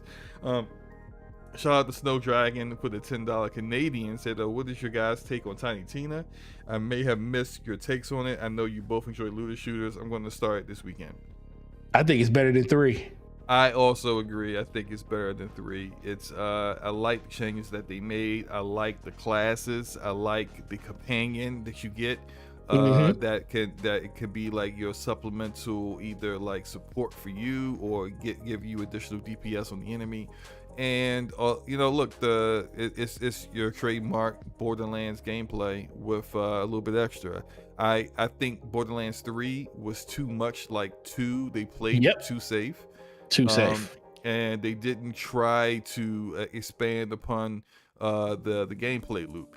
But from Borderlands 1 to Borderlands 2, it was such a massive improvement from in all areas. And there just wasn't that level of improvement at all from 2 to 3. And I think this isn't it's not saying that 3's bad or anything. The only thing bad about 3 is the story. The antagonist is awful. But I think they got Will Arnett doing the bad guy's voice in the Tiny Tina. He's awesome. Matthew Birch as Tiny Tina is awesome. And outside of a couple of dialogue things that weren't too funny, it's your typical Borderlands humor. If you're into Borderlands humor, then you're gonna like this. So I think it's worth it. If you're gonna play it this weekend, I think you're gonna have a good time with it. I think the one thing that really sealed it for me is the fact that since this is technically in Tina's head, it's a board game that she created. It doesn't have it says it's not, so it means it's not really tied to the traditional Borderlands model of the classes. You gotta have your tech, you gotta have your warrior, you gotta have this, you gotta have that. She literally the classes are made up classes. So you can pretty much just go into it. They can do anything they want when it comes to the characters, and it doesn't really break the familiarity of what you have with Borderlands. It actually gives you a little bit more insight into like what the future of Borderlands type content can actually look like and stuff. And I really like the design choices they made when it came to just the overall minute to minute gameplay, especially like Slomo said, when it comes to the classes and stuff like that. I think that really, really kind of changed the dynamic for me and a lot of other people, because for me, Borderlands 2 is the pinnacle. Pre-sequel is okay. 3, I almost fell asleep on just because it was more Borderlands 2, but not as a good of enough story. And I think that was kind of starting to become like the bugaboo for a lot of people that love Borderlands, where I think this takes a really nice fresh take on just the Borderlands formula. And it's mostly due to the fact that I think they finally got back to not taking themselves serious. Like, if you ever thought that Borderlands really took itself serious in the first place, then you're wrong. They never do. But I do think they tried to ground it a little bit more in 3. Whereas this one, they went back to, okay, we're just going to throw it all to the wall. Tiny Tina's going to make her own board game up, and we're just going to throw classes out there and basically let her use her imagination. And I think it really, really worked. I think this is just my theory here, but I think Wonderlands was supposed to be a expansion for Borderlands 3, the same way that Assault on Dragon Keep, which is very similar to what's this. Supposed to be. Yep. Well, I mean, that was supposed to be. That was an expansion. That was an expansion. What's the name too? Yeah, but I think they decided to, instead of doing that, to just like let's take some ideas that we have, expand upon them, implement them into this, and then make it a full-fledged game. And it's not as long as Borderlands 3. But I think it really worked this time. I think hopefully like some of these ideas are implemented for Borderlands 4. I really hope Borderlands 4 is a little bit braver than 3 was. And I agree with Deli in the chat, because Deli said that the weapon system is the jump that mattered the most. And the weapons and the cell shading tech. Yeah. The big thing that really needs work with the Borderlands games is the UI. The UI needs work. We've been having a lot of people talk about UI and UX lately. Well, this is the game that needs work in that, because it's the same like UI and all that stuff from Borderlands 2. It's a decade-old design that needs to be updated. The map is awful in these games, and it continues to be awful with Tiny Tina. And I think they really need to overhaul that and overhaul how the menus are. I think it was great for back in Borderlands 2 at that time, but it's not great anymore, and they need to work on that. But some of the stuff that's core to Borderlands, outrageous guns that do crazy things, hilarious things, but also in combination of like a mod or a shield could make you super OP. Just like the different combinations of how stuff works is what makes the build diversity in Borderlands second to none.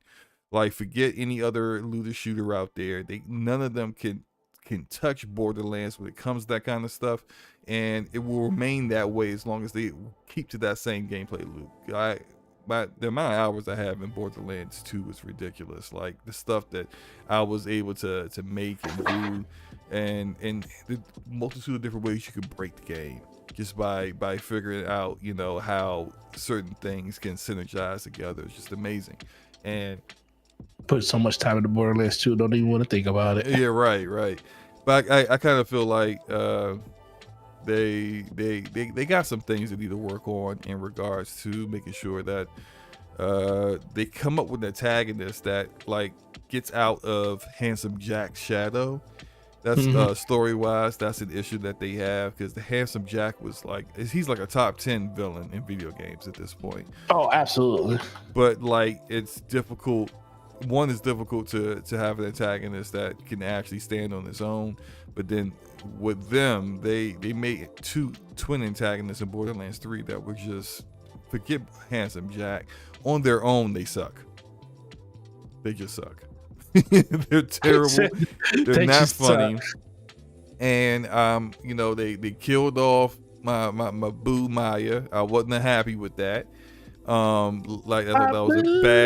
thought that was a bad idea. And I don't know why.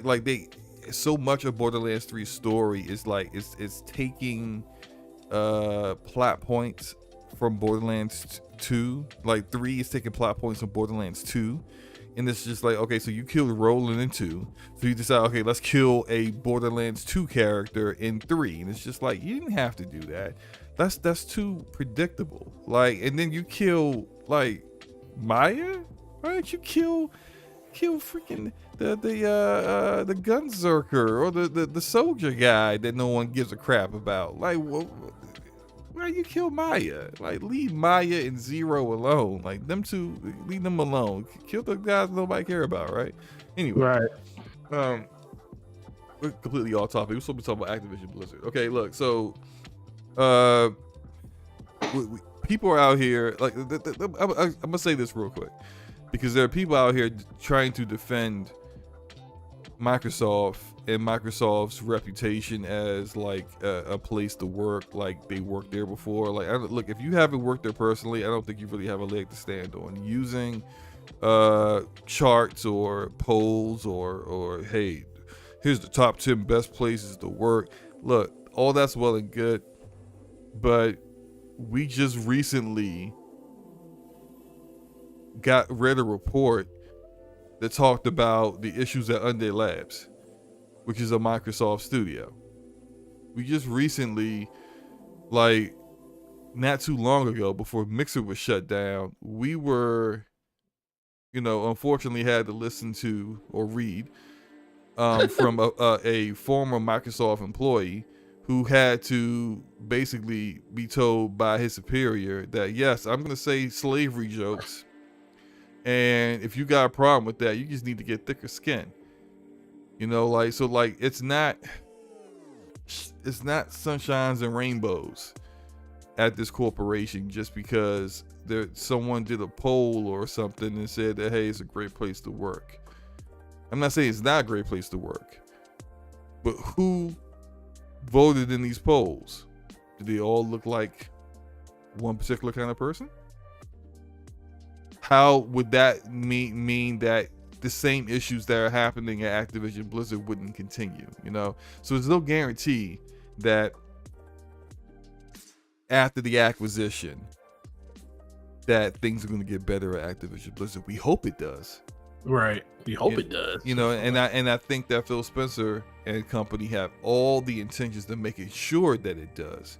But will it? It's they can't guarantee that, and neither can you or anyone else. So let's just that's not even the full thing I wanted to talk about. But go ahead, man. No, I agree. It just comes back to exactly what you said. How do I want to say it? What was the word you just used at the end?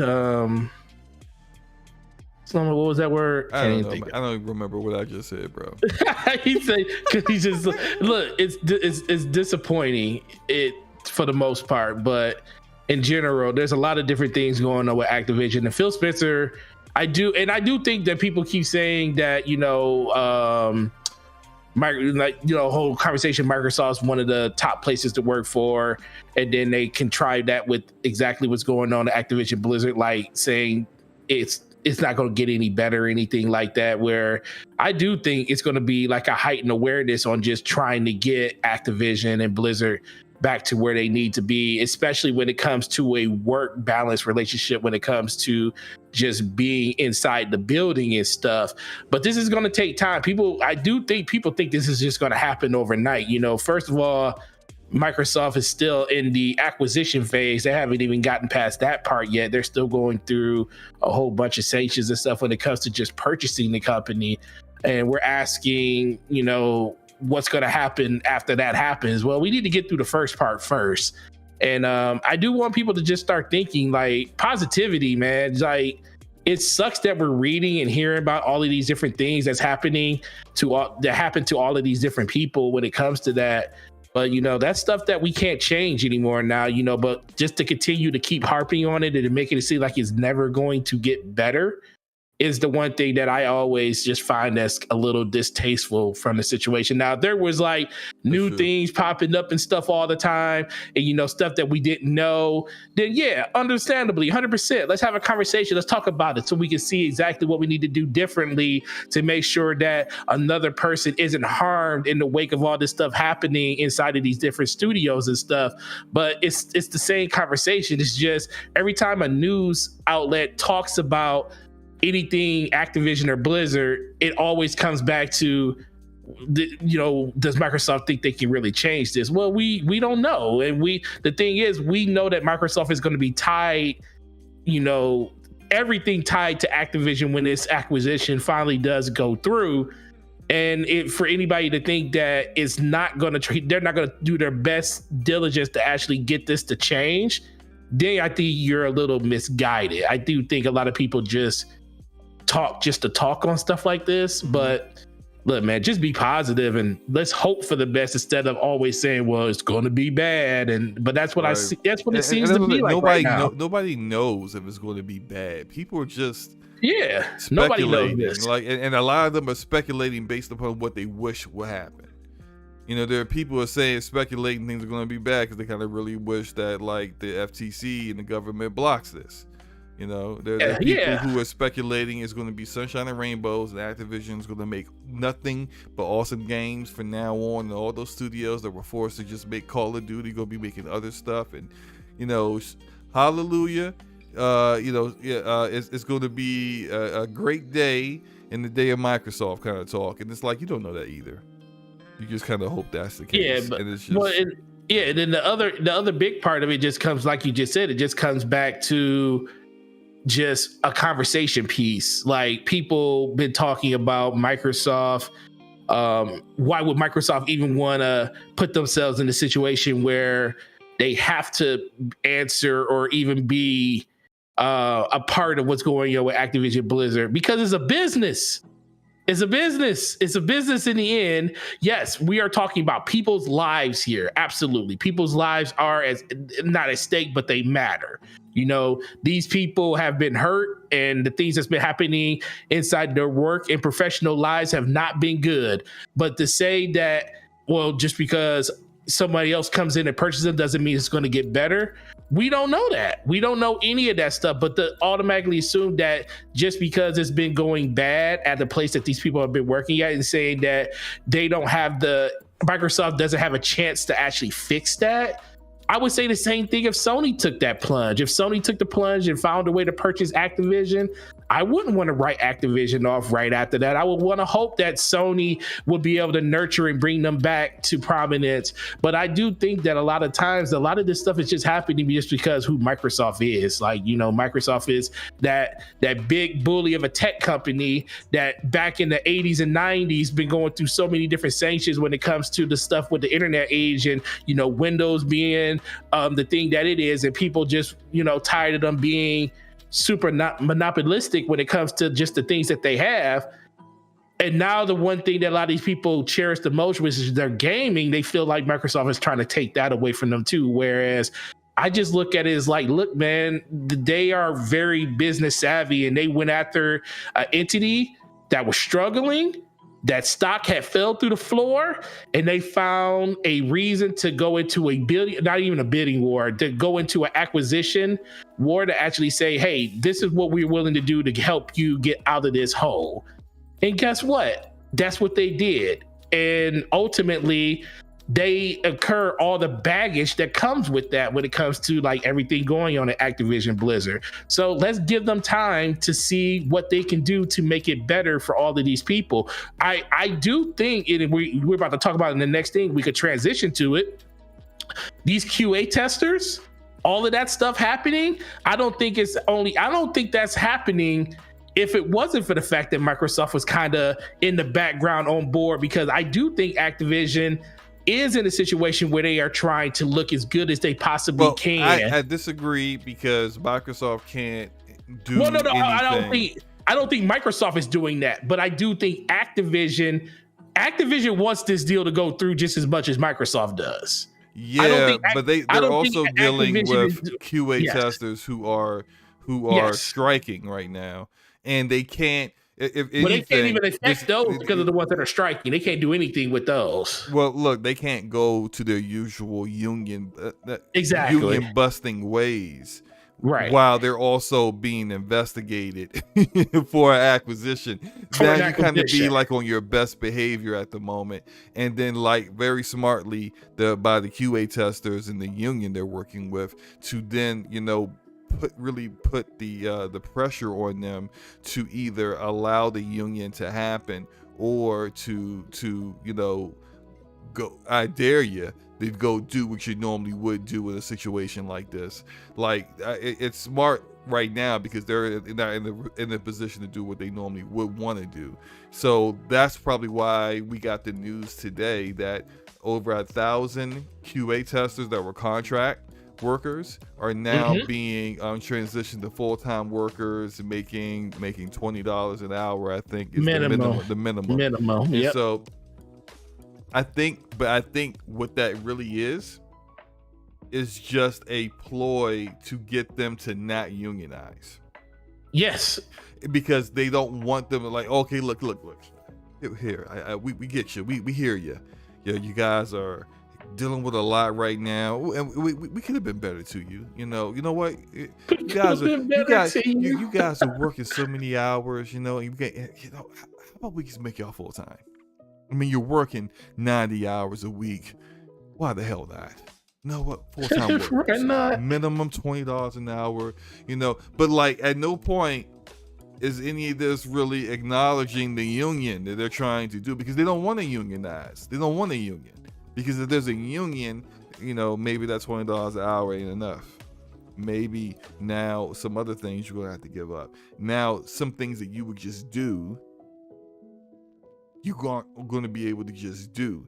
Activision in the past has, on an annual basis, we've seen, laid off like 500 to 700 employees, and then boasted to their investors about record profits. Maybe if you were trying to do that to that union, you don't, like I don't know how all this stuff works, but that's probably not going to fly when you have a union to deal with. When it comes to negotiating contracts and stuff, hey, look, some of this stuff that you used to do before, it's not going to fly when a union is involved, and so they're giving concessions because they don't want to.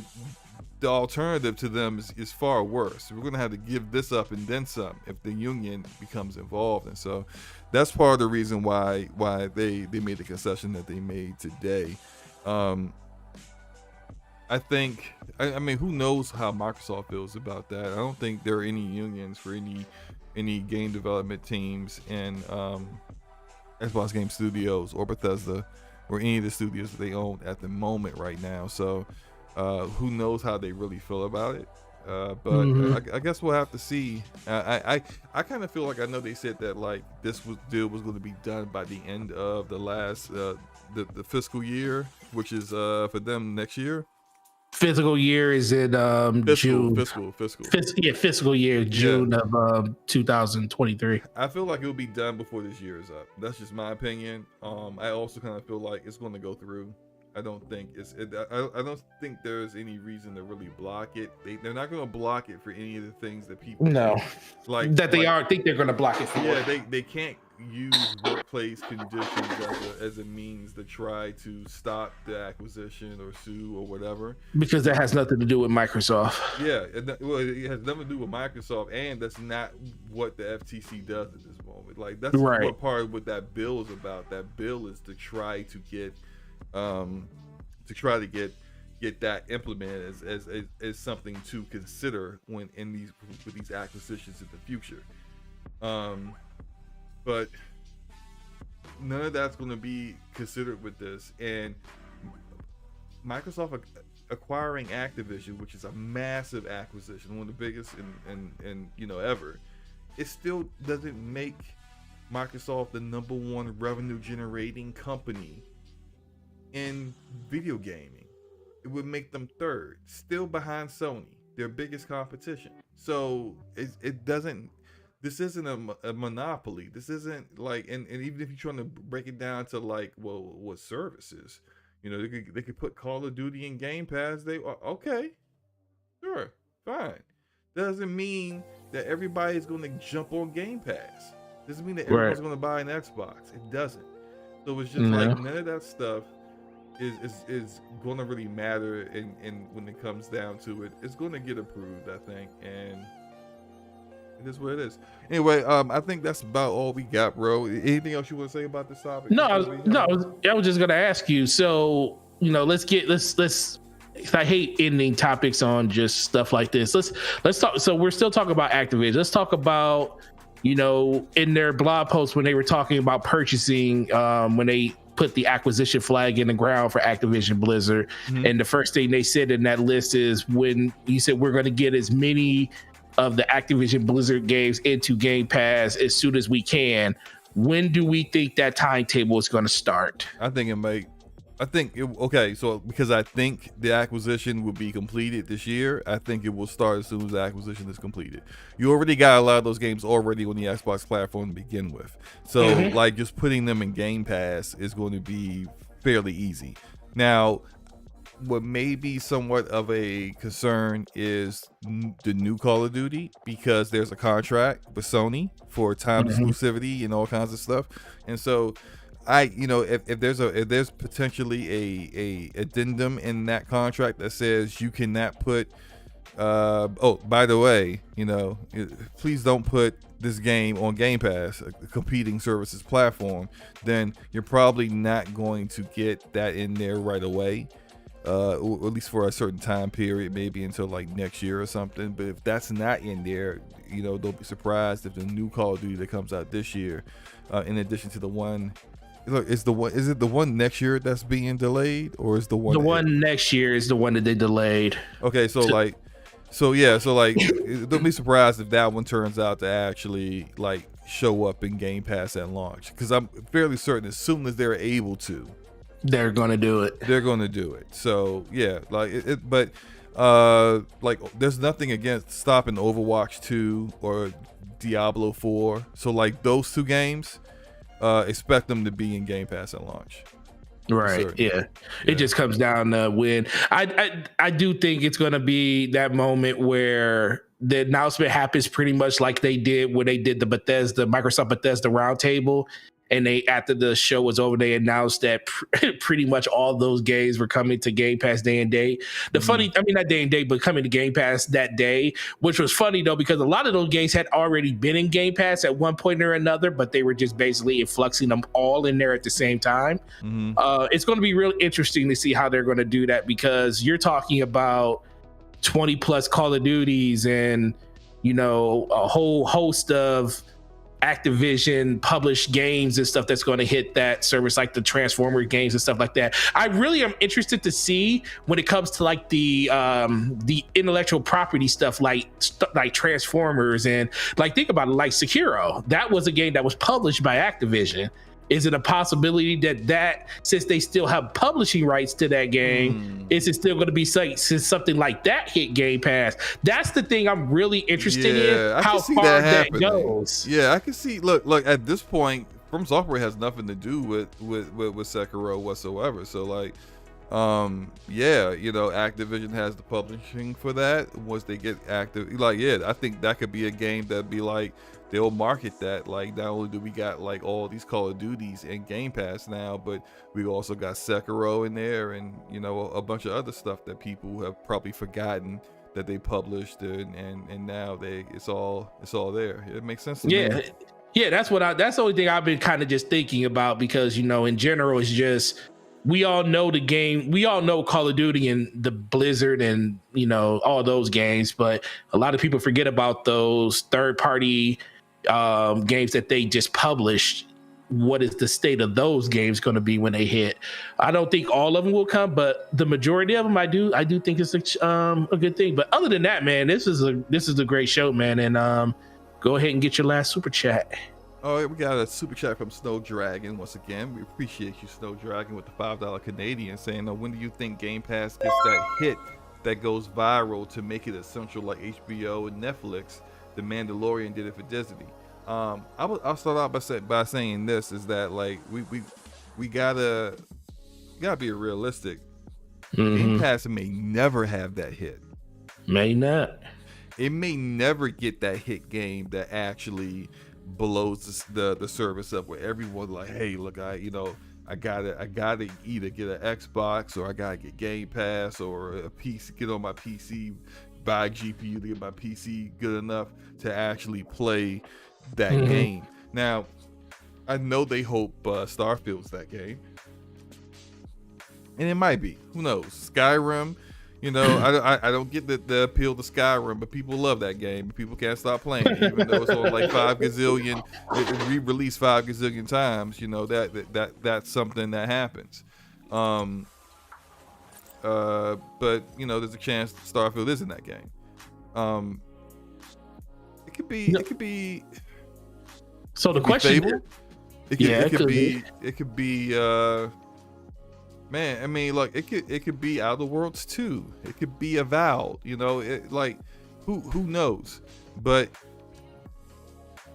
they've got 30. What this Activision deal goes through, they're gonna have 30 plus studios to make content for them, and I think part of the reason why that they are so hands off and so lax is that they want that the creative juices to flow, and for something amazing to come out, and they just be there to catch that wave. A Minecraft, like a Minecraft kind of deal, a Roblox kind of deal, something that people didn't know what was going to be a big deal, and then out of nowhere it's there, and it was an idea that was different that no one else was doing, and then people didn't realize they needed it until it was there and they got it. That they're hoping these studios provide that, and they're not going to provide that if you're like micromanaging them. But I mean, I don't want to get into a huge deal. You're good. The whole should they be hands off with everyone? Because we've discussed that before. Yeah, we're not gonna. We already know how. Some people need a firm hand, and some people you just leave them alone. But it is what it is. So the question really is this. Then I'll ask you this: being a new Soulsborne person, you've been indoctrinated to the way of the born. So if Elden Ring was a game in Game Pass, do you think that game would have did it? Say that one more time. If like he was talking about what game, like do we think a game like you said that game may never come to Game Pass, and you're absolutely right. But do you think if a game like Elden Ring was in Game Pass, do you think that game could have done it? Yes. You do? Absolutely. Yeah. Okay. Elden Ring? Oh man. That's what I'm saying. If Elden Ring was in Game Pass, you think the service would have blew up? Oh yeah. Absolutely.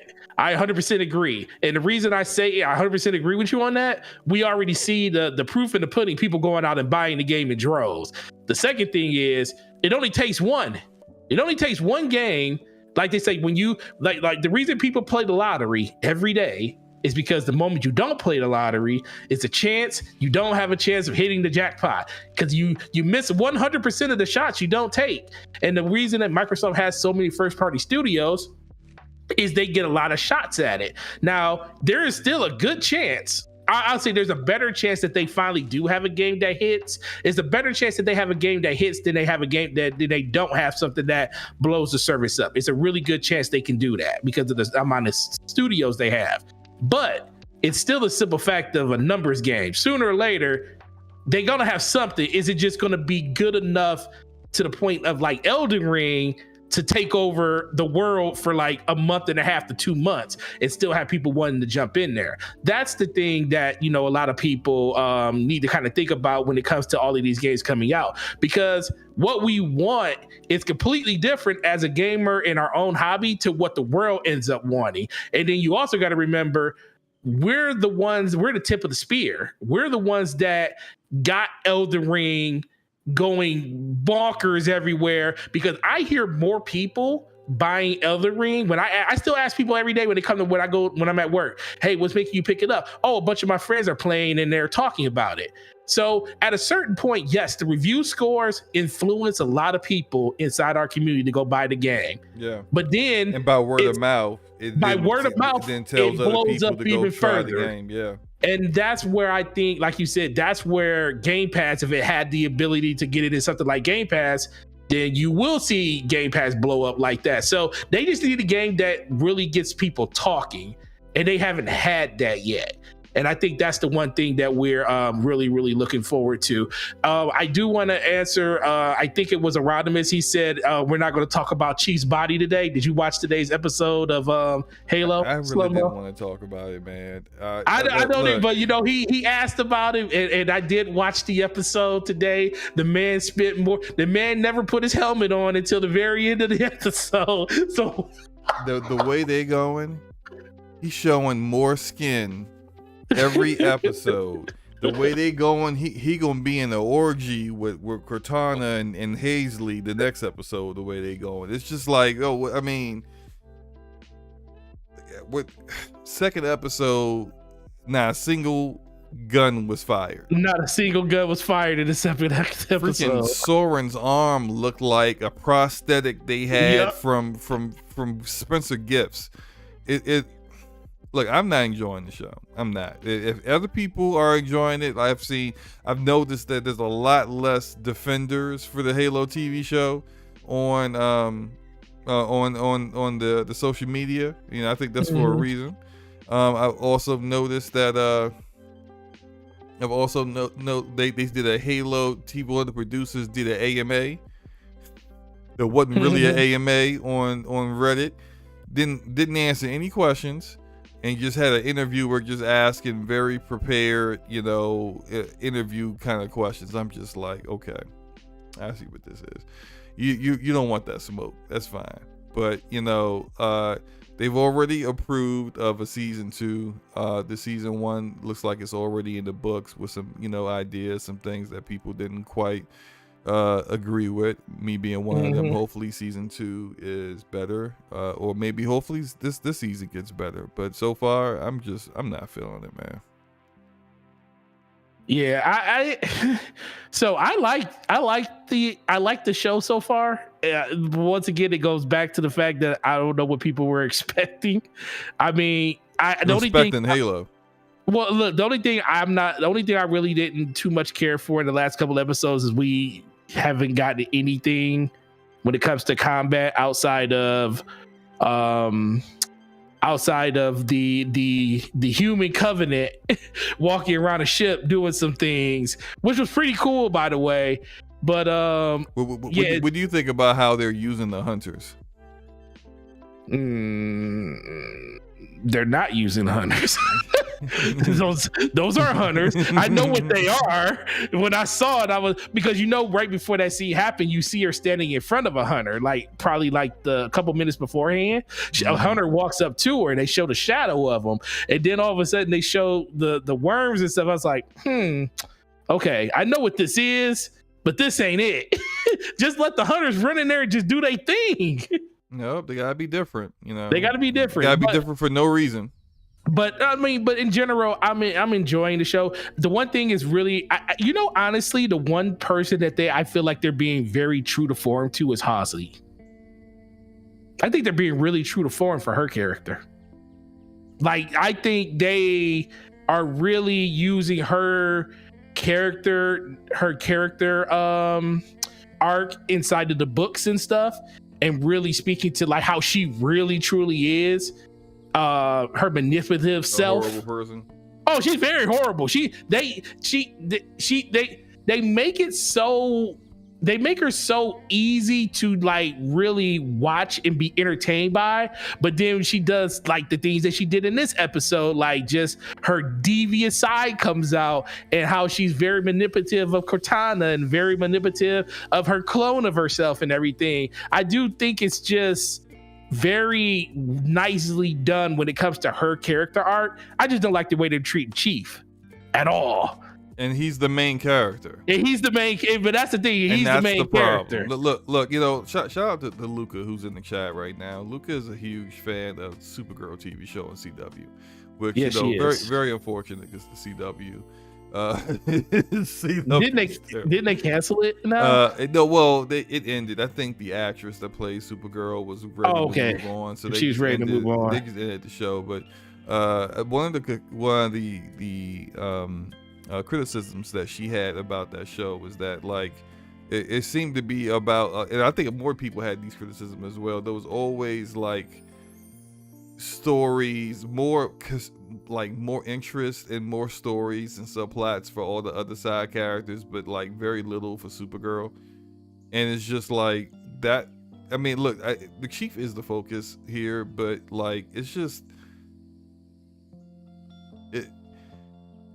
nothing about this is what I wanted to see a Halo TV show about. Like it's far less action than I care for.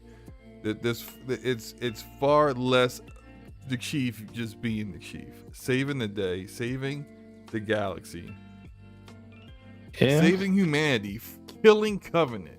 Can we get back to killing Covenant, man? We haven't killed the Covenant in 2 episodes. What is going on, man? What are y'all doing? Yeah. It's just like, you know, this is why I didn't want to talk about it, because I was going to get upset. Now I was going to start like, okay, so just to finish the conversation, then are you going to watch next episode? Yeah, look, I'm gonna finish watching the season. Look, so it doesn't matter because you know what? It does matter because no, it does. It does matter. It does matter, but that doesn't mean I'm going to watch the second season. Oh, you're going to watch it? No, I'm not. Slow-mo, you are going to watch the second season because it's based on a video game. It is based on one of the biggest IPs in the world. So you're going to watch it because because you also do a podcast every week. So I want you to use the same. You're going to use the same little thing that everybody else uses. Like, well, I got to watch it because I do a podcast and people are going to be asking me questions about it. It's not going to be super interesting for everybody. I do think it's going to get better as I think once they get this completely bombs, which I think is on its way to doing. No one's going to care about the second season. It's 10 episodes, right? So we got what, 7 left? I guess. I don't know, man. I mean, they got a lot of time, Slow-Mo. Give it. I will agree with you. If we get to the point where 70% of the show or 70%, 7 episodes is basically armchair, you know, with Chief, we got to make sure that we looking out at the Chief instead of it being like more 70-30 Chief out there destroying Covenant and everything like that, then I'm with you. Then it's going to be an issue. But I do think once we get the whole theatrics of, you know, the storytelling, what's going on with Chief and everything. Once we get that part kind of out of the way and they really embed what's going on with him and Cortana, I do think that we're going to get a lot of the action that we're looking for in the show, because I'm not really seeing $10 million. I mean, granted, CGI and stuff does cost a lot. Now, that first episode, I can see the 10 million. It could have been done a little bit better in certain parts of it, but I don't see $10 million worth of things that's been happening in these last 2 episodes. One more thing, and then I'm done. We can finish this.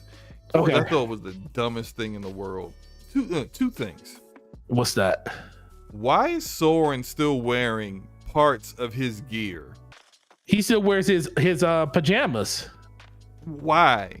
I don't know. You have left the UNSC a long time ago. Long time ago. You have a family and a wife and kid, and you still, I'm done with the UNSC. So he took his pill out and everything. But you still wearing your armor with your number, your Spartan number on it. It's like, why? I don't know. What?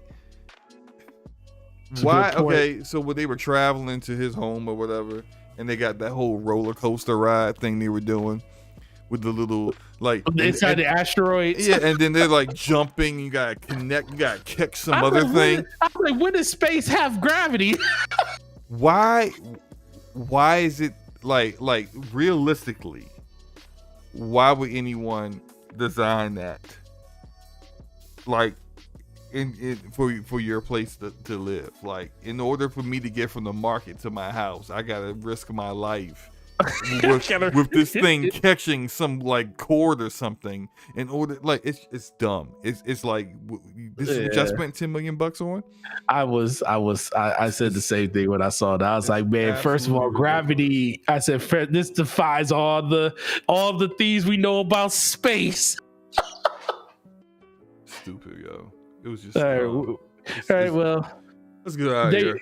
You go around as we talked about it. So. There you go. You got it. They have to build it up. You know how they could have built it up around them is they could have actually just followed the actual story, Fall of Reach. That would have built it up. It would have started with Chief as a kid getting kidnapped by Hazley and forced to be a soldier, and we would have learned about how Hazley is a horrible human being the way we're learning it now, but it would have actually been something that people would have want to watch, and you could have seen Chief without his helmet on because he didn't have his helmet on then, and it would have been, none of the Halo fans would have been upset about it because that's exactly how it was supposed to be. Like, I have no problem with creative changes on a license for established lore when it makes sense. Like, when it has to make sense. It's like for example, when the MCU changed Thanos' reasoning for killing half the universe, that made sense because the actual comic book reason was stupid. It was stupid. It didn't make sense. When they didn't make Iron Man a raging alcoholic like he is in the comic, I said that makes sense because it's gonna be really difficult to try to get kids to feel like I want to be like Iron Man, and his actual biggest villain isn't Thanos but the bottle. That makes sense. I will agree. I'll agree with okay, so a couple people in the chat. So Rodimus says they have to build up slow mode. You play PlayStation games where they walk and talk 70% of the time. Snow Dragon says this is far more than 70% of the time. We've had zero action the half of the first episode. Okay, this Snow Dragon says it needs to be big budget for sci-fi, or it needs drama between sectors, so they can spread out the budget to the big parts. Big Mo says they living on the edge when it comes to the whole roller coaster sequence. And Rodimus says it's sci-fi, and you know this thing that's the reason I still rock with it, and I'm still enjoying the show because. I mean, like, yeah, it's Halo. And would I like it to be more in line to what we played in the video games? Absolutely. But I do know, and shout out to Big Mo. He says, you know, Halo fans will get upset every time, and that's something that is going to come back to.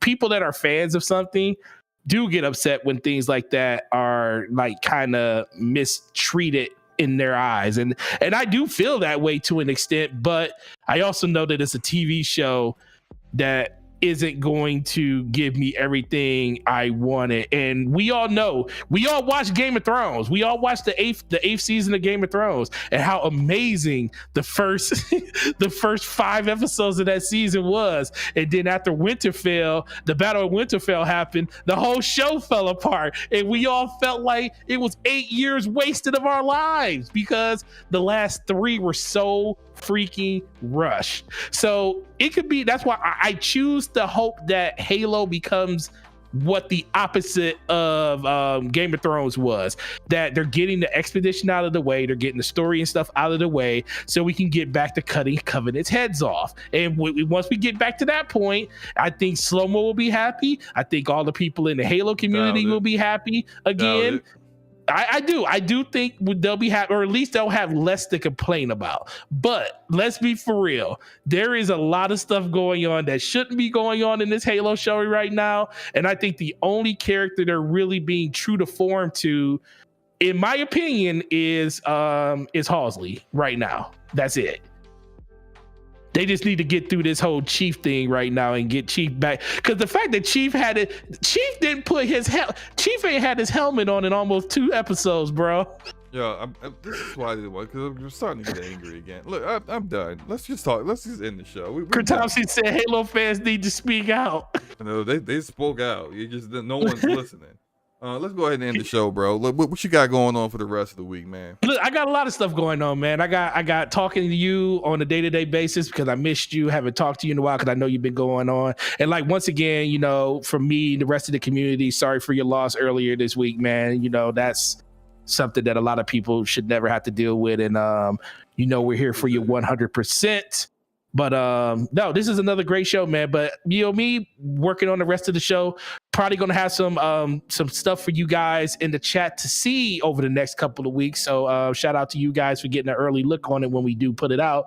And honestly, back to some more games. Probably play some more Tiny Tina before I go back to work. I definitely want to get at least halfway through that game.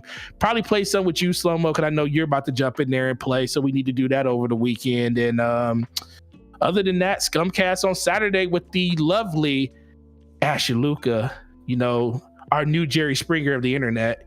And definitely looking forward to more conversations with her and everybody else. But yeah, games, and enjoy the ones that you're playing. And check me out on my channel for DPS next week, Gaming Forte, and check out the YouTube and Twitter. Y'all have a good weekend. Good one. Great show tonight, homie. For myself, I got a couple of videos I'm working on at the moment. Expect one out early next week. Outside of that, on the Twitch side of things, shout out to Big Mike who turned in his channel points to get me to play Resident Evil Village. So boy, I really am not too enthused about that, but yeah, I'll be playing Resident Evil Village this Saturday, probably after I take my kids to go see Sonic 2. So probably sometime in the early afternoon, I'll be online. So I'll be, unfortunately, be playing Resident Evil Village. I'm not the biggest Resident Evil fan, but it is what it is. I had it up there, and someone actually, spent the channel points on it. So I will provide. What happened? What happened? Are you serious? I literally just talked about this for 30 seconds. No, I know. I want to know who did it. I said that too. Oh, I didn't hear who you say. You weren't paying attention, is what you're saying. Well, no, I just until you said the whole channel point thing, I was like, oh, who did this? Who do we have to? I said that first. That's the first thing I said. Well, it probably was. You weren't paying. You say you weren't paying attention. It probably was T-Rock. Did T-Rock get enough points to do it again? So I gotta repeat everything. Is what yes. I said, because you weren't paying attention. I mean, I can rewind Big Mike turned in the channel. Big Mike did. Let's go. Oh my God. Let's go. We're getting out of here. No, listen. Chat, I appreciate everybody for coming through. Thank you guys. I hope you guys have a great rest of your evening. Ooh. And if I don't talk to you again until next week, a great weekend. When are we gonna do this? We're gonna do what? When are we gonna do it? Do what? What are you talking about? When the stream gonna happen? I said that. You know what? I'll just repeat it all. I'm just messing with you. Slow. Okay. So when is it? Just come on, end the show. No. You see, you're just messing with me. So you already know. When is it? I do know. End the show. I don't want to do this, SloMo. Okay, so you don't know. You weren't. I do know. We out. Y'all love you guys. Have a good night. Peace. You're so funny.